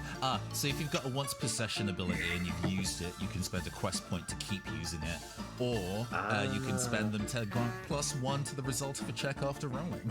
So if you narrowly fail, then you might be able to go and push yourself. Okay. So my Great Resolve rolls it with advantage. I shall do the Intimidate check as this gnome flies through the air with his big stamp. Mm-hmm. Yes, finally, we've got one. Huzzah! I'll give you definitely scare the unadulterated shit out of one of them. Mm-hmm. And they, because it was Intimidate check, they just scurry out of this room. We do have one more. Does anyone want to try something? Because otherwise we're going to go just right back in the order that we did. I have a thing that I would like to try, but if anybody else would like to go for it. Okay, so as part of the Dungeoneer class, I just get delving tools. So I think with the failure of the gizmo, Integrity is just going to get out a 10-foot pole and start like poking this thing towards an exit of some sort. Just like get out here, go on, get. Okay, so because you've described it like that, I would say this is probably a nimbleness check Okay, because you're trying to wrangle it into an area. sure. Huzzah! So here's what happens, Integrity. You magically extend this pole. No one knows where it came from. Don't worry about it. Nope, Hammer space is a real thing. Mm-hmm. it's fine. And then you kind of just are pushing, and a hole made by these gremlins in one of the engine shafts, whatever, compartments, you push it in and it gets sucked out. And if you were to cut from outside, you would just see this gremlin eject from one of the smokestacks of this thing. So that is it for here. Guilty's like, God damn, we gotta fix so much. The other two ran off. Can you go get them? There's two more? Oh, Yes, I console. didn't quite Alright. manage to finish it off on it. We shall hunt them down to the ends of the earth.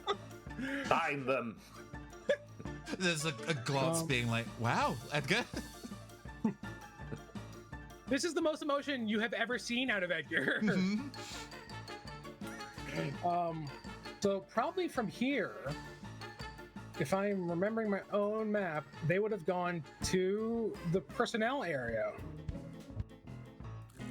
That is the next closest thing, isn't it? Yes, it is. Probably the only time you've ever seen Edgar run that as well. It's probably a very odd sight. Briefcase in one hand, pen in the other. We've got two I gremlins. like to imagine that the briefcase is keeping completely steady. It is going nowhere on the y-axis kind of a thing, Mhm. but your body is just like jostling up and down behind it.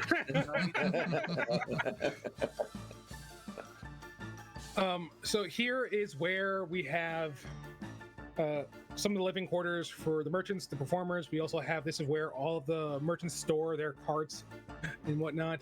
You see Root. Root is our turtle folk, or Quartle, as it's called in the Land of Eames. We definitely do not have time for pleasantries. We've got two gremlins causing a Stitch level mess in here. Mhm. Just going, where do these guys come from? What the hell? Well, it's fine. We've got it under control. Florian puts away the very fancy prop sword and pulls out a much less fancy looking, but also much larger real sword. I'm no longer kidding. Get out. As there is an intimidate check, I think, this time, rather than trying to go and bonk him on the head. That's I'm worse. here I'm for it. -1 in intimidate. That's very funny. You can still pass, though. Yeah. No. I've only rolled more than a failure once. Okay, that's not true. You've had some successes. It's This just is true. not, This is true. This is I've not had two your successes. thing. I've had two successes, but this is not my day. It's very funny. Don't worry about it. Yeah, I mean, there I'm is just saying, this is not what your character's for. This is True. beyond their means. But there is a holding the very real sword directly like to the blue gremlin's throat with the most menacing look that Florian can muster, which having no facial muscles is not at all. So it is with a plus. So you don't intimidate. I think the plus will be whoever attacks this gremlin. Pick which one of the gremlins you're going after. The blue one. Blue one. Whoever goes after that one next will get advantage on the roll. Mm-hmm. So that'll be the plus. Edgar, we can have you go next. Okay, Edgar's going to pause, assess the situation, and with a, I think noting we've got quite a lot of vehicles and carts and things in here. He's going to look for one that's got wheels and sort of still doing that funny little gnomish run. He'll come up to it and he'll give it a kick in a particular angle, send it whizzing towards the gremlin. Okay. Did you have a particular skill in mind you wanted to go for? That's a good question. It feels like a might check, but I could also say doesn't feel like Tinker, does it? Not really a Tinker thing. Might or nimbleness, I guess, or maybe athletics. One of those three seem. I would go might if you're comfortable with that. Just because you were just straight. I wish you wouldn't, but no, that's fine. Oh. Which one are you aiming at? No. It feels like I've made a might play with that. There's a question of which one are you aiming at is still present. Oh, sorry. Well, yeah, we'll go for the blue one. Okay, so you will get advantage on this roll. Okay. Yes. Hey! Yeah. Never punished. So Absolutely not. you, in your short stature, in a way that is unseen from you normally, just kind of run. It's almost like you are a cube running in this thing. It's very bizarre. Just go and front kick a cart, and it flies at the blue gremlin and just smashes it against the wall, knocking it out. Ooh. Good shot. We have one gremlin left. Integrity, I believe it is your roundup. So, I think on the way over here, Integrity was just like whacking at the nozzle of the backpack and has determined, okay, we're not getting any more reinforcements here. And with the gubbins that are with him, I think he just kind of locks in on that orange one and goes, "Get him!" And I'd like to use my dungeon crew ability to intimidate this guy with my plop of gubbins. I don't know how else to describe Is that the them. collective noun? Here. Yep. Yeah, sure. Sure. A glop, a plop, a something. Yeah. Yeah, I can roll with that. Yeah, shoot your shot. All right. So they have a +1 to vigor, which means that they are actually going to be doing a better job intimidating than I am personally. So for the sake of simplicity, I'm gonna no, hang on. Let's just do. Can we do? Okay. R 1d12. You can also just click the dice at the bottom and then the +1. Oh, that would make sense, wouldn't it? Yeah. That's why I put that in here. That does do the thing. Okay, there we go. Boo! Okay, so failure with the plus. Okay. They do not intimidate the thing, the goblin. May I give you a thing? So I Go think for it. I think the gubbins only frame of reference for intimidation is musical theater, and so they are doing the West Side Story like Finger snap, yes. yeah, 100%. You will see that you have the plus is you've confused this goblin or this not goblin Gremlin. Yeah. gremlin. God damn, I'm losing it now. You've definitely confused the gremlin. So the plus will be they don't run away from the scene. Okay. So we can go back to Florian, or unless Edgar has a specific move they want to do. Ooh. I on, mean, Florian. yeah. I'm like, what do I want? I want to have a big try. What can I do? Knowing where we have a good working knowledge of the ship, and this feels like Yes. a very Looney Tunes moment.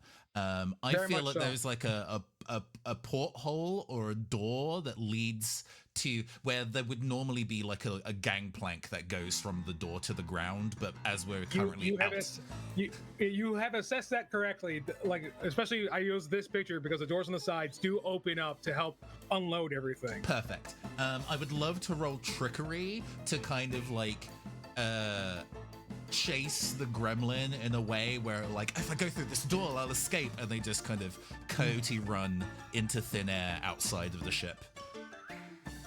Yes, go for it. Trickery. Please. Please. Big try. Come on, dice roll. Yes! Yay! Okay. Here's what happens. So as you prep, you give an eye shot to the man who I've already forgotten, even though I've been root. There he is. He picks up what you're laying down, so he prepares himself for the emergency opening of one of these doors. It normally just pops open when y'all park. What does Florian say or do to maneuver this gremlin? Oh, well, this will be the last of you. I may have missed the last one, but you I'm going to cleave in. I'm going to cleave you in two, and then give you to the sous chef. Very theatric, very over the top. You're flailing about. This gremlin takes off, and he goes in the direction that you absolutely want him to go in, which is towards Groot, who opens the door, and the gremlin just runs off Wile E. Coyote style. There's a moment of pause of whap, and just boosh as the ship keeps going. There's a swish of the very real sword, and I think there's almost like a sound effect difference when it's swung in the air versus the prop one, as Florian puts it back away into hammer space. And that's how we do it. Congratulations, you've solved my gremlin problem. Fantastic.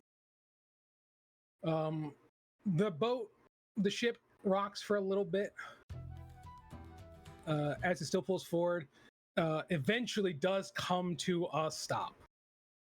Oh, well, that was hard Yeah. work. You assess all the things, you go about the damage. Edgar, you of course take up a tally of what now needs to be fixed. Integrity, you definitely check into, okay, what can we do to get mobile? Can we be mobile? Florian, I'm going to speak on your behalf.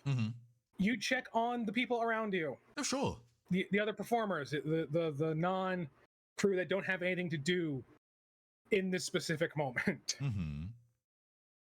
Immediately bragging about how they disposed of that lost gremlin. Give me a charm check. You can have a +1 advantage or +1 to it. A modifier +1. Normal. Even better. You are the hero to these people. Yes, Congratulations. good. Your tale spreads through the ship of Florian stopped all of them. It was amazing. And anyone who knows the truth does not bother to correct them because they're just happy it's over. Give him the win. I need this integrity. I need this. You're right. So you do hear over the intercom from Grauhm of just Everyone seems to be okay. We now have a choice. We can push ourselves, get our ship going, make our destination, or we set up camp and do it overnight, missing the show.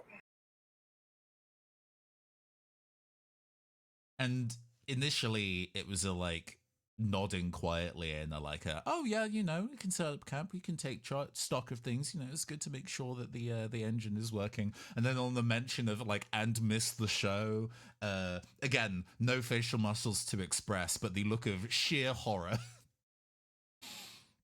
on Florin's face. Missing the show. Integrity, you have to do something. Has Integrity had enough time to get the machine working at this point then? You haven't even touched it yet. Oh, okay, gotcha. Oh, right, okay, yeah, no, there hasn't. Okay. Yep. This is just after we've stopped and settled and made sure no one's hurt. There's probably at least a moment of Edgar telling to Grauhm, so, if I find out who brought gremlins on board the ship, I will keelhaul them, which I realise is completely impossible on a ship with no barnacles, but it's the principle. I mean, we could probably install a keel at the very least, but anyway, I think that's a later conversation. All right, well, we got a lot of work to do, lads. Let's. All right, so before that happens, I will say, Grauhm through the intercom goes, "This isn't a choice I'm making on my own. If you want to push through to make the show, say it now." And he's really just asking like a crowd. You know, when you ask the crowd something, you don't really hear the individual words, but just the volume of their choice. Mm-hmm. Now, it will depend upon you three because you are the player characters. Mm-hmm. What are your characters' intent for this? Oh. I mean, Integrity is definitely willing to push through. Okay. What about you, Edgar? Edgar's nod is thunderous. Okay. I will say that is the obvious one of, because we have to make up the money. What are you doing? Yeah, Florian is like trying to push this is clearly not a good idea, but there's like reputation and stuff involved, so it feels like he's about to say no. And then with his genuine friends being like, no, we can make it, there's a re-stealing of will. Yes, let's do it. I think you hear just a roar through the ship of like, yeah, we're doing it. Mm-hmm. Like almost insulted that the question was asked. So at this point, it is montage time. Integrity, tell me, what are you doing in the montage? Okay, well, I am going to spend one of those, quest points that was mentioned earlier. Sure. Now that I've been reminded what they are actually capable of doing, to use my dungeon crew ability again, but instead of intimidation, I'm going to use the gubbins to inspire people. In my mind, this is them like getting into the various mechanical portions of things, using their goop to hold things in place while people tighten things down, point out where flaws that maybe people can't see are, that sort of thing. Okay, so give me a roll for Inspire. I will give you advantage on it just because everyone is already involved in this. Mm-hmm. Okay. And I am also a theatrical bitch, so you know. Let's go for the happy ending. All right, so here is a question for you. Yo. The underling and the dungeon crew are technically two separate things. So what stat should I roll with the dungeon crew? Like, should I just roll it flat with advantage, or should I roll it based on my skills, or should we add something to it? While I understand that mechanically those are two separate things, to me that is a single entity. Cool. Okay. So like if your gubbins have a good stat for it, They do not. They would have a -3 on that. Which Then I comedy. would say, no, I would say use your stats then because you are Okay. directing. So it's a -1 instead. Gotcha. Mm-hmm. Success with a twist. Okay. It's better than it could have been. Oh, Well, here's what yes. happens. It is a success. So your gubbins go throughout the ship. You don't have a ton of them anymore because of what happened with your gizmos. Sure. But you see them like it cuts, and you see them like carrying wires to people. Like they are helping like repair stuff. They're helping bring food to people. Some of them fall to their doom, as they are one to do. Mhm. One of them is just floating away. We're not sure what happened to it. He's just, huh. All right then. There goes I'll Billy see. Bob again. So you do help get with repairing the ship. That's definitely a success. You lose a lot of the gubbins in the process just because they need to go back. They dry out. Mm-hmm. Florian, Mm-hmm. what are you doing? Weirdly enough, rather than Florian directly assisting in like a physical way, this like montage has like a music track over it.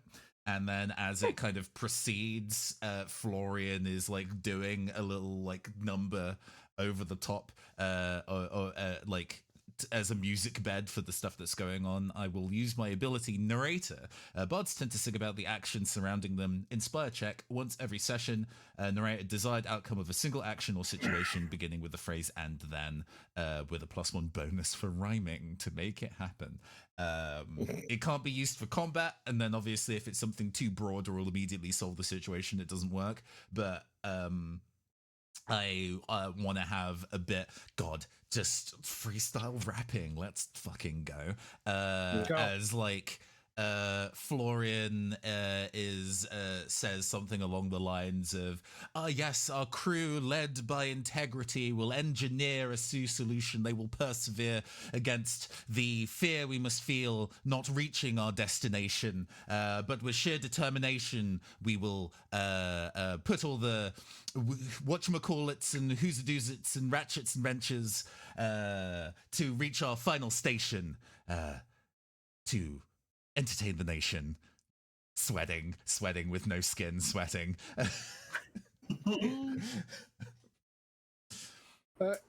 It says you have to do an inspire roll, right? Yeah.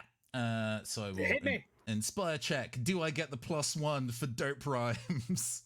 Yes, I will give you the +1 because I can't rhyme that well on any given day. Thank you. 8. Good. Okay. So again, success.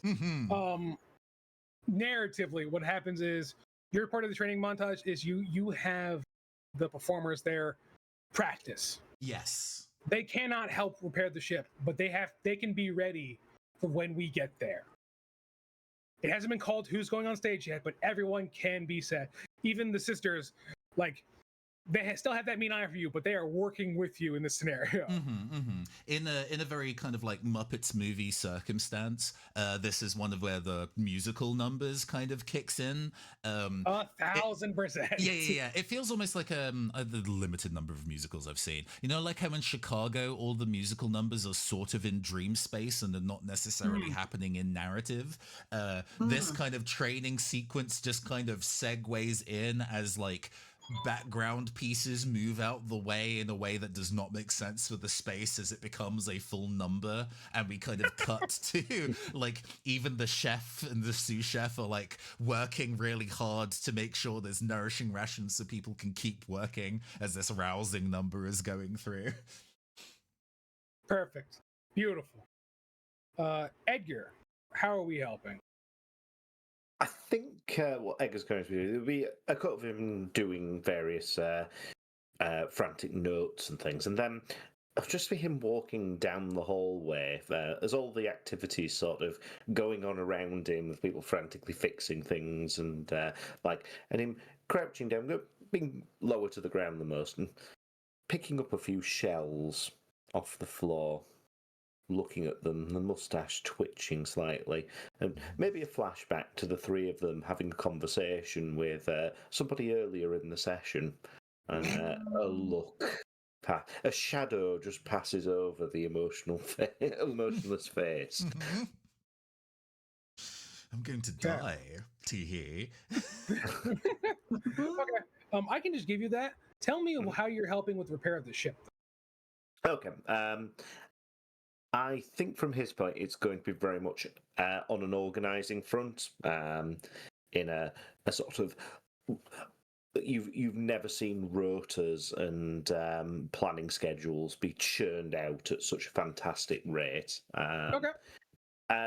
Lore or Tinker or Realms, maybe.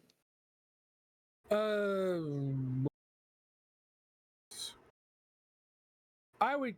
Are you good at Tinker?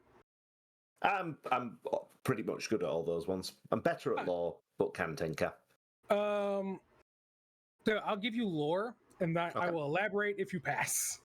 Okay. Oh, yeah. Okay, great. This works in my favor too. So Edgar does he we need to do this, we need to do this. He is contact point of information.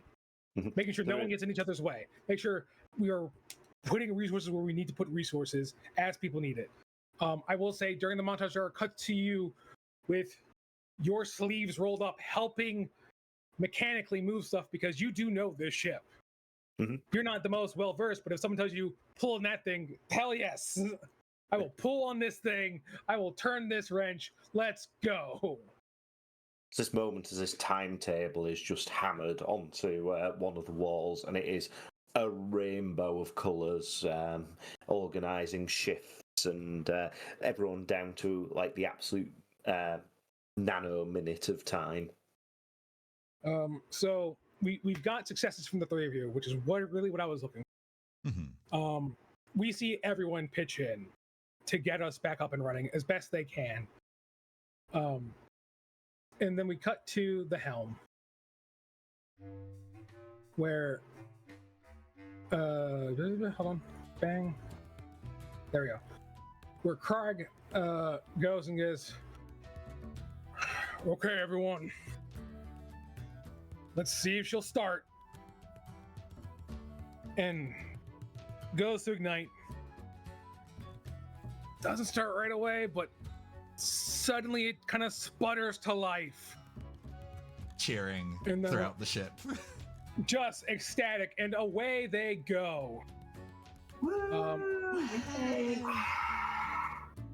It is not the easiest trip. We're not at 100%, obviously.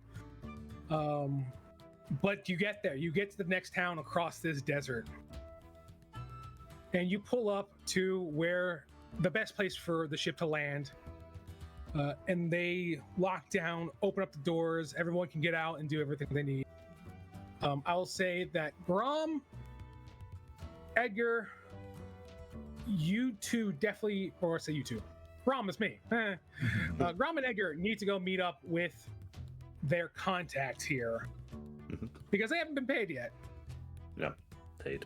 Anyone else who wants to tag along is surely happy to and will not be fought with in this scenario. Oh, sure. Yeah, why not? Yep. Get out of here. Nice to get out and stretch the legs.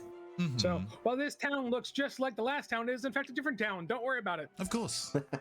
Let me get They ran out of Slightly money different. doing the musical number, and so kind of had to reuse the set for the second town.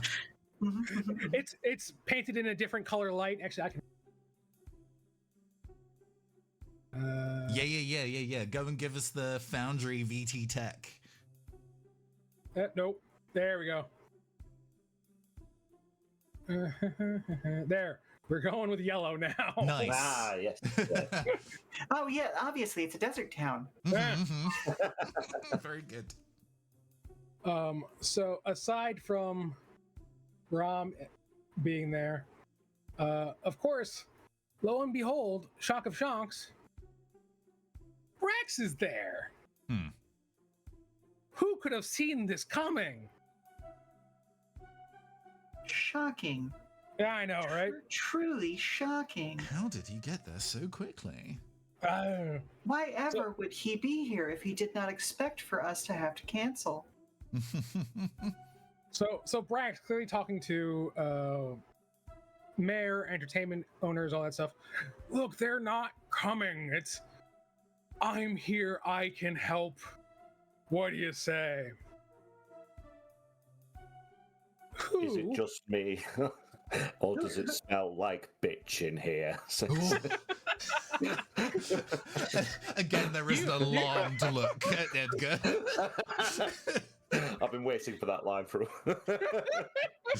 You say that, and Brax, you don't see his face. His back is to you. You see him freeze in motion, and then just Grauhm walks up to him, up to his side, and goes, "Get out now." Brax, living up to smelling a bitch. It's like, oh, you made it. That's great. Oh, I was so worried. Oh boy, good job. You got here in time. Do any of the three of you want to do anything in the scenario? Oh, let's see. I did figure that thing out. Oh, wait, Edgar. Hey, Edgar. Didn't you clean up something interesting off of the ship on the way here, if I recall? I believe I did. I shall hold open a hand. Hopefully, I'll pass something across to Integrity. All right. I believe these belong to you, don't they? And I think Integrity is going to hand him the gremlin eggshells. Sorry, mid-chew.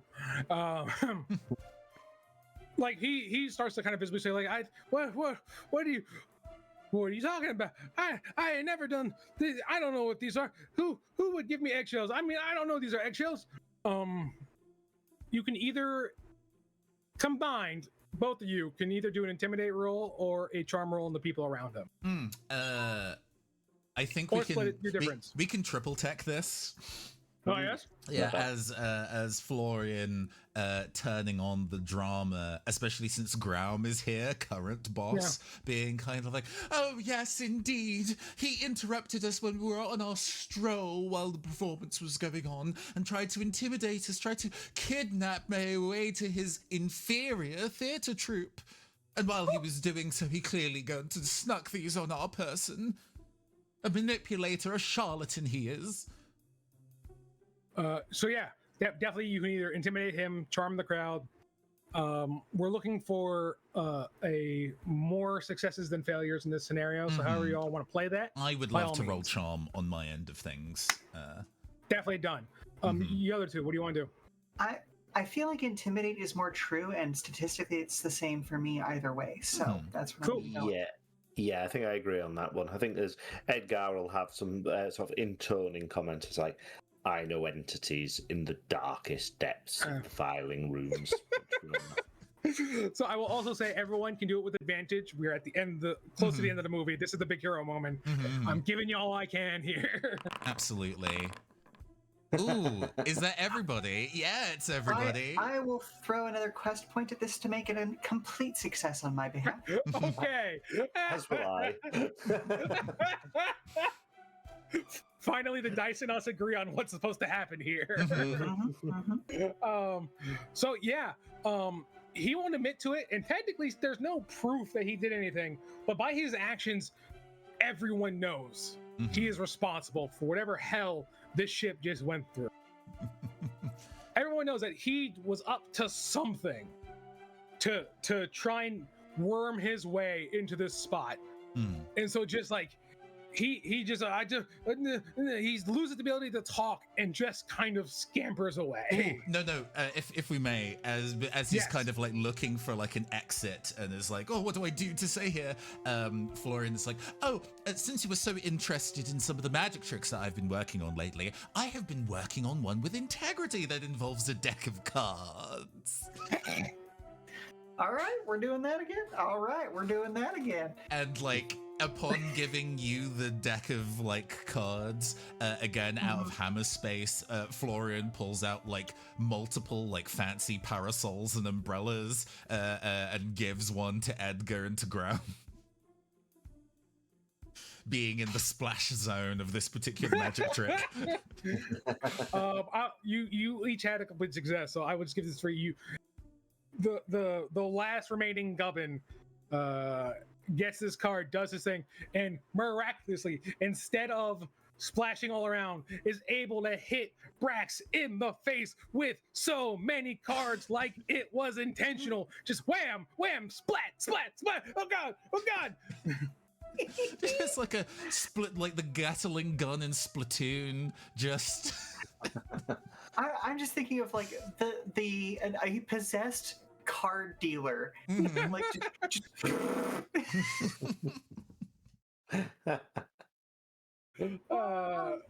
So yeah, you all have set up shop. Now there is one final thing that does need to be accounted for. You're here to put on a show. So Grauhm does put up the roster, and lo and behold, Florian, you're going to be the finale for this one. Oh, well, thank you so much for considering me. I'll be more than happy to go and close out the show this instance. Just don't cause damage. Nothing like will last be time. set on fire, don't worry. Okay. You earned it.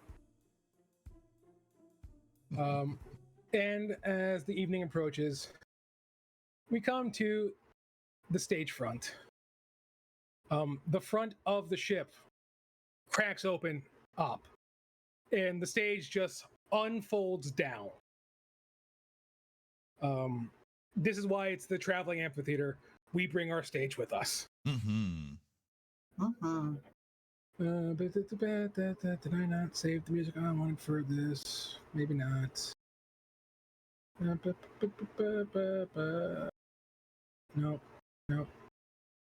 I don't think it's saved. So let's go back with this one for now, unless oh wait, I found it. Haha. Aha. It was a ruse, a magic trick. Yeah. That's right. We're doing magic and music now. Florian, other acts have gone on. There's been music. There's been some comedy. You are the finale. Yes. What is your finale? What is your act? What do you do? Oh gosh. I think it is a number. Let me turn that down for you. Oh, good. Where it is a full kind of opening, kind of like tap dancing, swinging cane routine.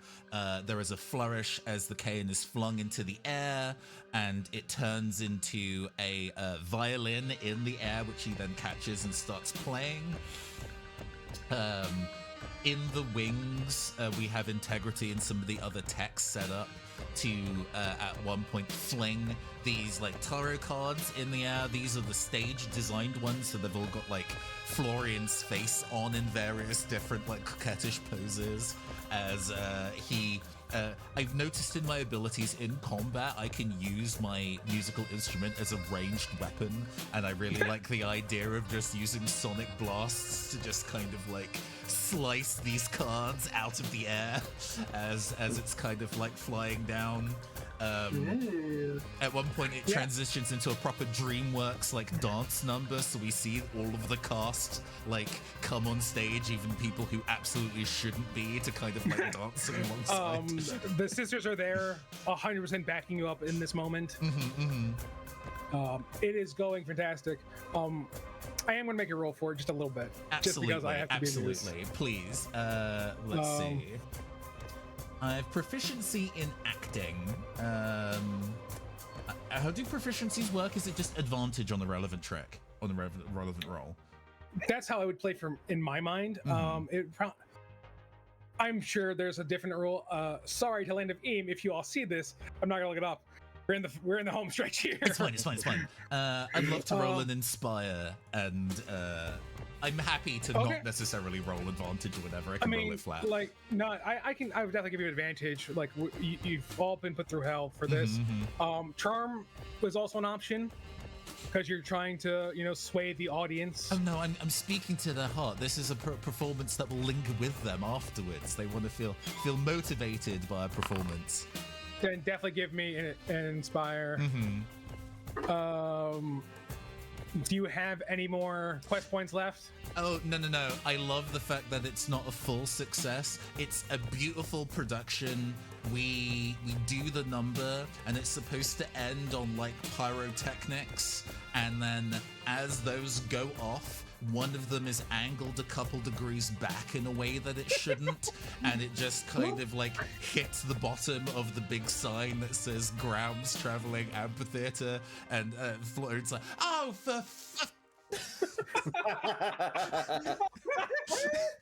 And honestly, I think that is the best place to end this story. Just not even getting it cut. Sorry if that kind of like commandeered it, but the vision came to me. No. Perfect. Like I said, it's a group effort for this storytelling. Yeah, I think we're all set, man. Bring us back to that title screen, and we can talk about what went into this, because you did so many assets for this.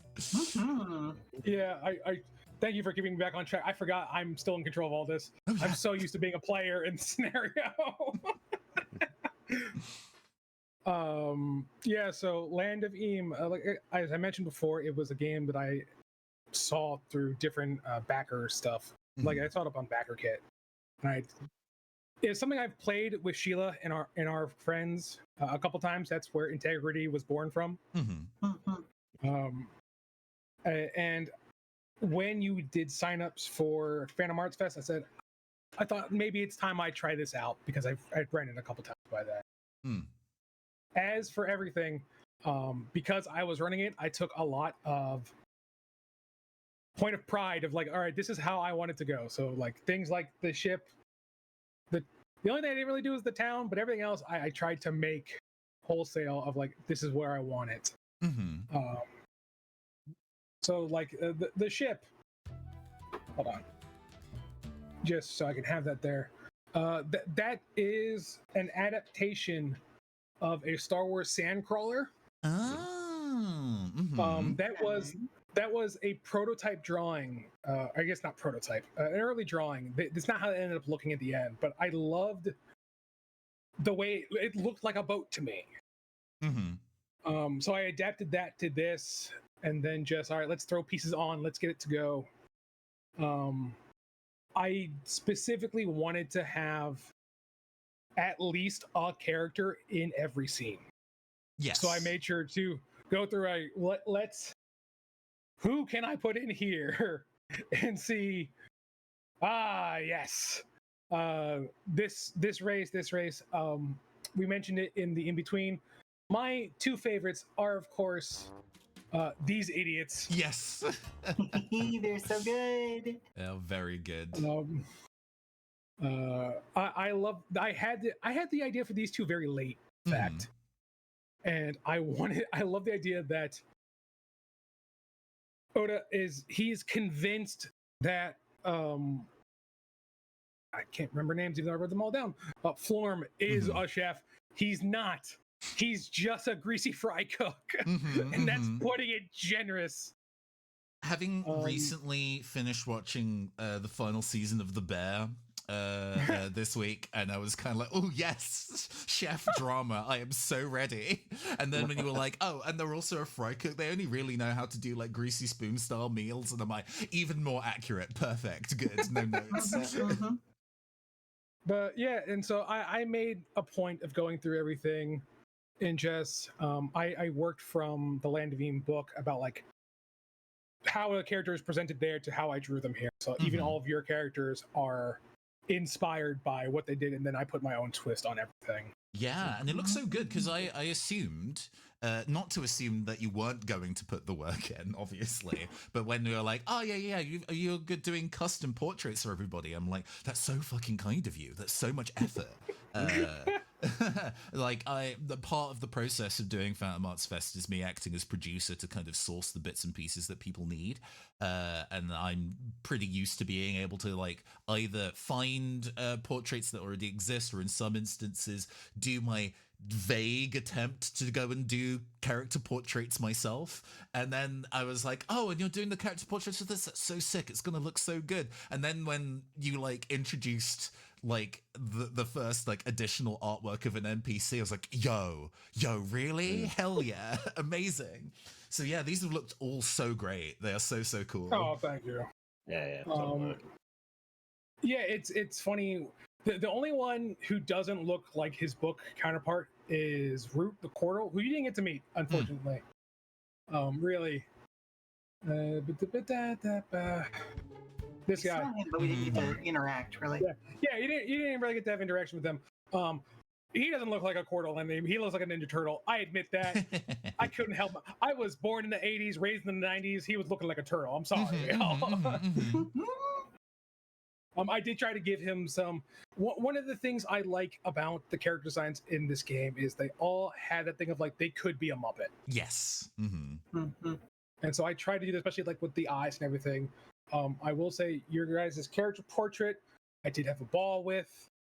It was fun designing the portrait because I did like a sketch for Florian, being kind of like, oh, how do I get a skeleton to kind of have an expression kind of thing? And I was like, oh, yeah. What if they were wearing a butterfly domino mask shaped in a way where it was also like a big curly mustache to kind of cement that they're a magician? And the way that you rendered that out within style is so good. I really like it. Yeah, I definitely tried my best to like get a lot of the references and resources. Like even your outfit is designed of like vaudevillian magic people. Although I love all of my children. Edgar, I had the most fun with. Design just is absolutely fantastic. It was just like, how much mustache do we want for this? Like, so much mustache. Like, I think I told you in the design process of like, because you gave me like the idea of like, you know, he's a businessman kind of thing who sticks out amongst this, but like, you know, it's fun. I'm with that. But like there were two things that I mentioned, like the giant glasses to give him the giant pupils. Like, yes, had to have that. And since he's a gnome and most gnomes had the big beard, how could I have that big beard but still show off the attire? Oh, clearly he must have a mustache. He's a fancy businessman. So I just have like the beard kind of just curled into the mustache, and I want to say that's based off of an actual mustache I saw someone wearing.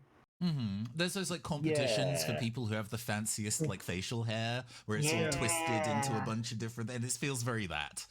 Yeah. And so like I definitely wanted that to show off like, all right, he's got his business suit attire. Especially since when I was putting together the like promo post for this on like Blue Sky, so the promo graphic that had all of these portraits on, and me trying to do my due diligence and put alt text whenever I can, kind of giving a descriptions of what all four characters look like, and me not remembering the deal with Edgar saying that he's wearing very dark glasses, and so being reminded that it's actually just his pupils hella zoomed in. It's like, oh fuck. Oh yeah, that's true. Very, very good. Shall we pivot into like comments and kudos stuff? Yeah, because you know, we love to at the end of sessions have a little bit of a chat about all the fun things that everybody did, just to shout out how good of an actor everybody was today. And I mean, my kudos is definitely for you, Captain, in terms of the amount of artwork that was put together, and it's all really cool and all really in style for Land of Him. For you, Tom, when we did the little test session, which some of which obviously narratively carries over into this, there was like a few hints of like, oh, you have like eldritch being energy, even though you don't actually do any make up on any of those threats, and the way that that carried up in here was so good and so funny. Oh no, thank you, thank you. Similarly, Florian's. I love the pivot into the couple of opportunities for going above PG sort of humour. The blocked out joke, and then the bit at the end with the oh fuck, just yeah, just actually had me chuckling to myself. So I say, yeah, amazing. And yeah, also absolute thanks, Captain. He gave me a shout. So a few days before the session, just sort of saying, oh, inspirations on the roll, and mentioned William Fitchner on Drive Angry. I was like, I've not seen that. I'm going to watch. It's like, oh, I'm going to have to bring this in somehow, because it's like I was going to play the character like just like very straight laced and dull throughout. It's like, no, I quite like that flip. That flip sounds fun. Yeah. Yeah, I am full of just movie references as needed. It's great. Yeah, I think you all did great. I hope I was able to give all of you a chance to do something you wanted with your characters. I was the most hands off with Sheila and Integrity, because this is now the third game I've played with Integrity. You got it. We'll figure shit out. And I was gonna say, my kudos to you, Sheila, is like the advantage to playing a character where you already know their bit. And then you just get to have a really smooth acting experience. Yeah. And that really kind of came through, in addition to your just general skills at doing actual play stuff. It's I appreciate that. Integrity's very well-rounded. I always feel like I am in the presence of masters when I work with you folks, because like you all are always on the top of your game as well, and so I feel like it encourages me to kind of jump in and add more bits. And I think that having Integrity be as well-rounded as he was a great opportunity for me to feel a little more comfortable doing bits, because that is something that I struggle with. Oh, sure. And so I wanted to say thank you to pretty much everybody for like, hey, thank you for going with the bits, and yes, anding as much as possible. Oh my, like when I picked up the cards at the top of the game caster, thank you so much for going with that. That turned out, I plotzed. I had to mute and get myself under control, because oh my goodness. And so yeah, thank you everybody for being, so like bouncing off of one another. Like yes, good. Hell yeah. In particular, Captain Comic Geek, fantastic job, buddy. Shut it. Like, I've been playing with you for years, and I knew you had this in you, and I'm so glad that the world gets to see that finally. Okay. Yeah, I have to drop ask. the call soon. I'm curious, Sheila, considering you've played together a lot, how often does Comic Geek like GM things? Not particularly common. It's gotten more common over the last couple of years, because I've been taking a break from GMing for our group for a while. And so like it has he's been the one who kind of picked it up the most, because he is the person in our group who is like, all right, nobody else can make a decision on what we're doing tonight. We're doing this tonight. Sure. So some of that is why I started to look into EAM, because it's the game system in itself is very much of like, it helps with yes and. That's why it's failure with a plus. So like the built-in core mechanics kind of push to that. I tend not to GM a whole lot, because I'm always scared of rules. I feel very comfortable with these rules set. They're simplistic. What I do a lot is I tell people I have a hack writer superpower. So what that translates to is like, all right, we have a scenario set up. How do we get from point A to B? I will help connect those dots.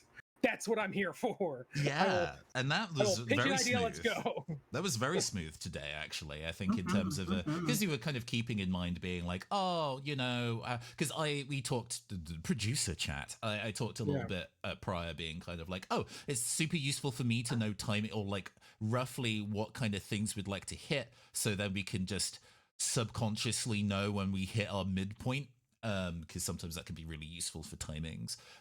Not that you are all great. I've definitely played with people who are like, oh, I'm aware that I'm on a stream. However, I'm so used to in my private time running games that take 4 or 5 hours, I will let a scene hang indefinitely unless something physically stops me. So having that, I've just now made part of my like production process, just being like when do we know when the midpoint is, just as a thing to remember to do in general. And it wasn't necessary here. You made that very, very smooth. We got to where we needed to be very, very easily.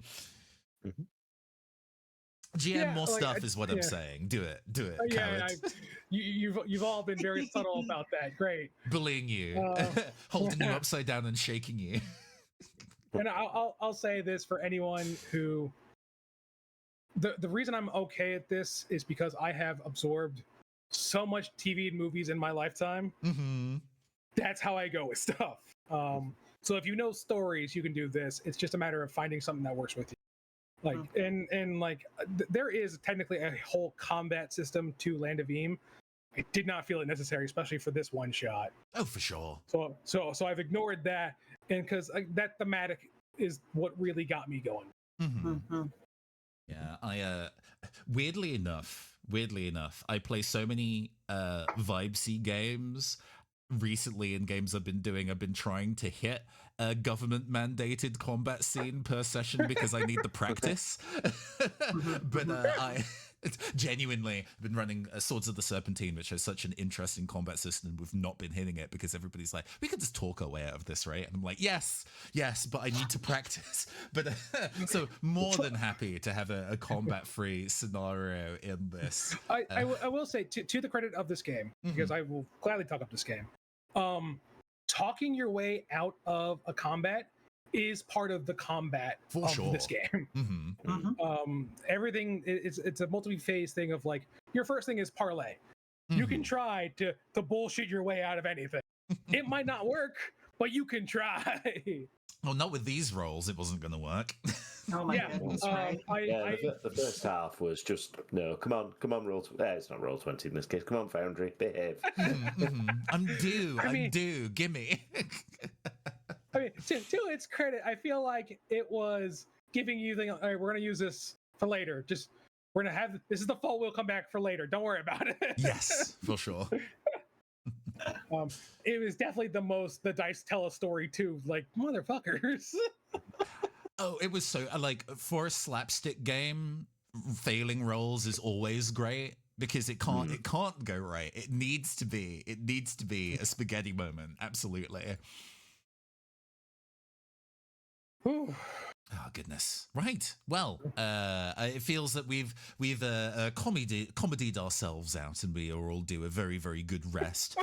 So we're gonna. Hey, we deserve it. We've worked very hard today. So let's go and pass the love over, shall we? We currently have a friend of the channel, Eltrioc, who's just about an hour into streaming Lies of P, which is a very difficult game with very cool people in fancy outfits. So let's go and pass the love over to them, and so I can look at some fancy outfits as I wind down for this evening. We're going to go and get that. We're going to get that raid going now. We'll have everybody kind of like mention themselves by name as we exit. I have been your androgynous android late night DJ, Nathan. This has been GM'd by Captain Common Geek, your voice from the internet. I hope we all have enjoyed the ride. Playing the role of Integrity was Sheila Ornthalis at Come and Go Tavern over on Twitch and Blue Sky. Come and join us and have some fun playing some tactics games. And the dark accountant themselves, Edgar, was played by and with that, we will see you all anon. We will see you next Tuesday for more Citizen Sleeper 2. But for now, have a wonderful rest of your weekend. Good night, everybody. Peace out.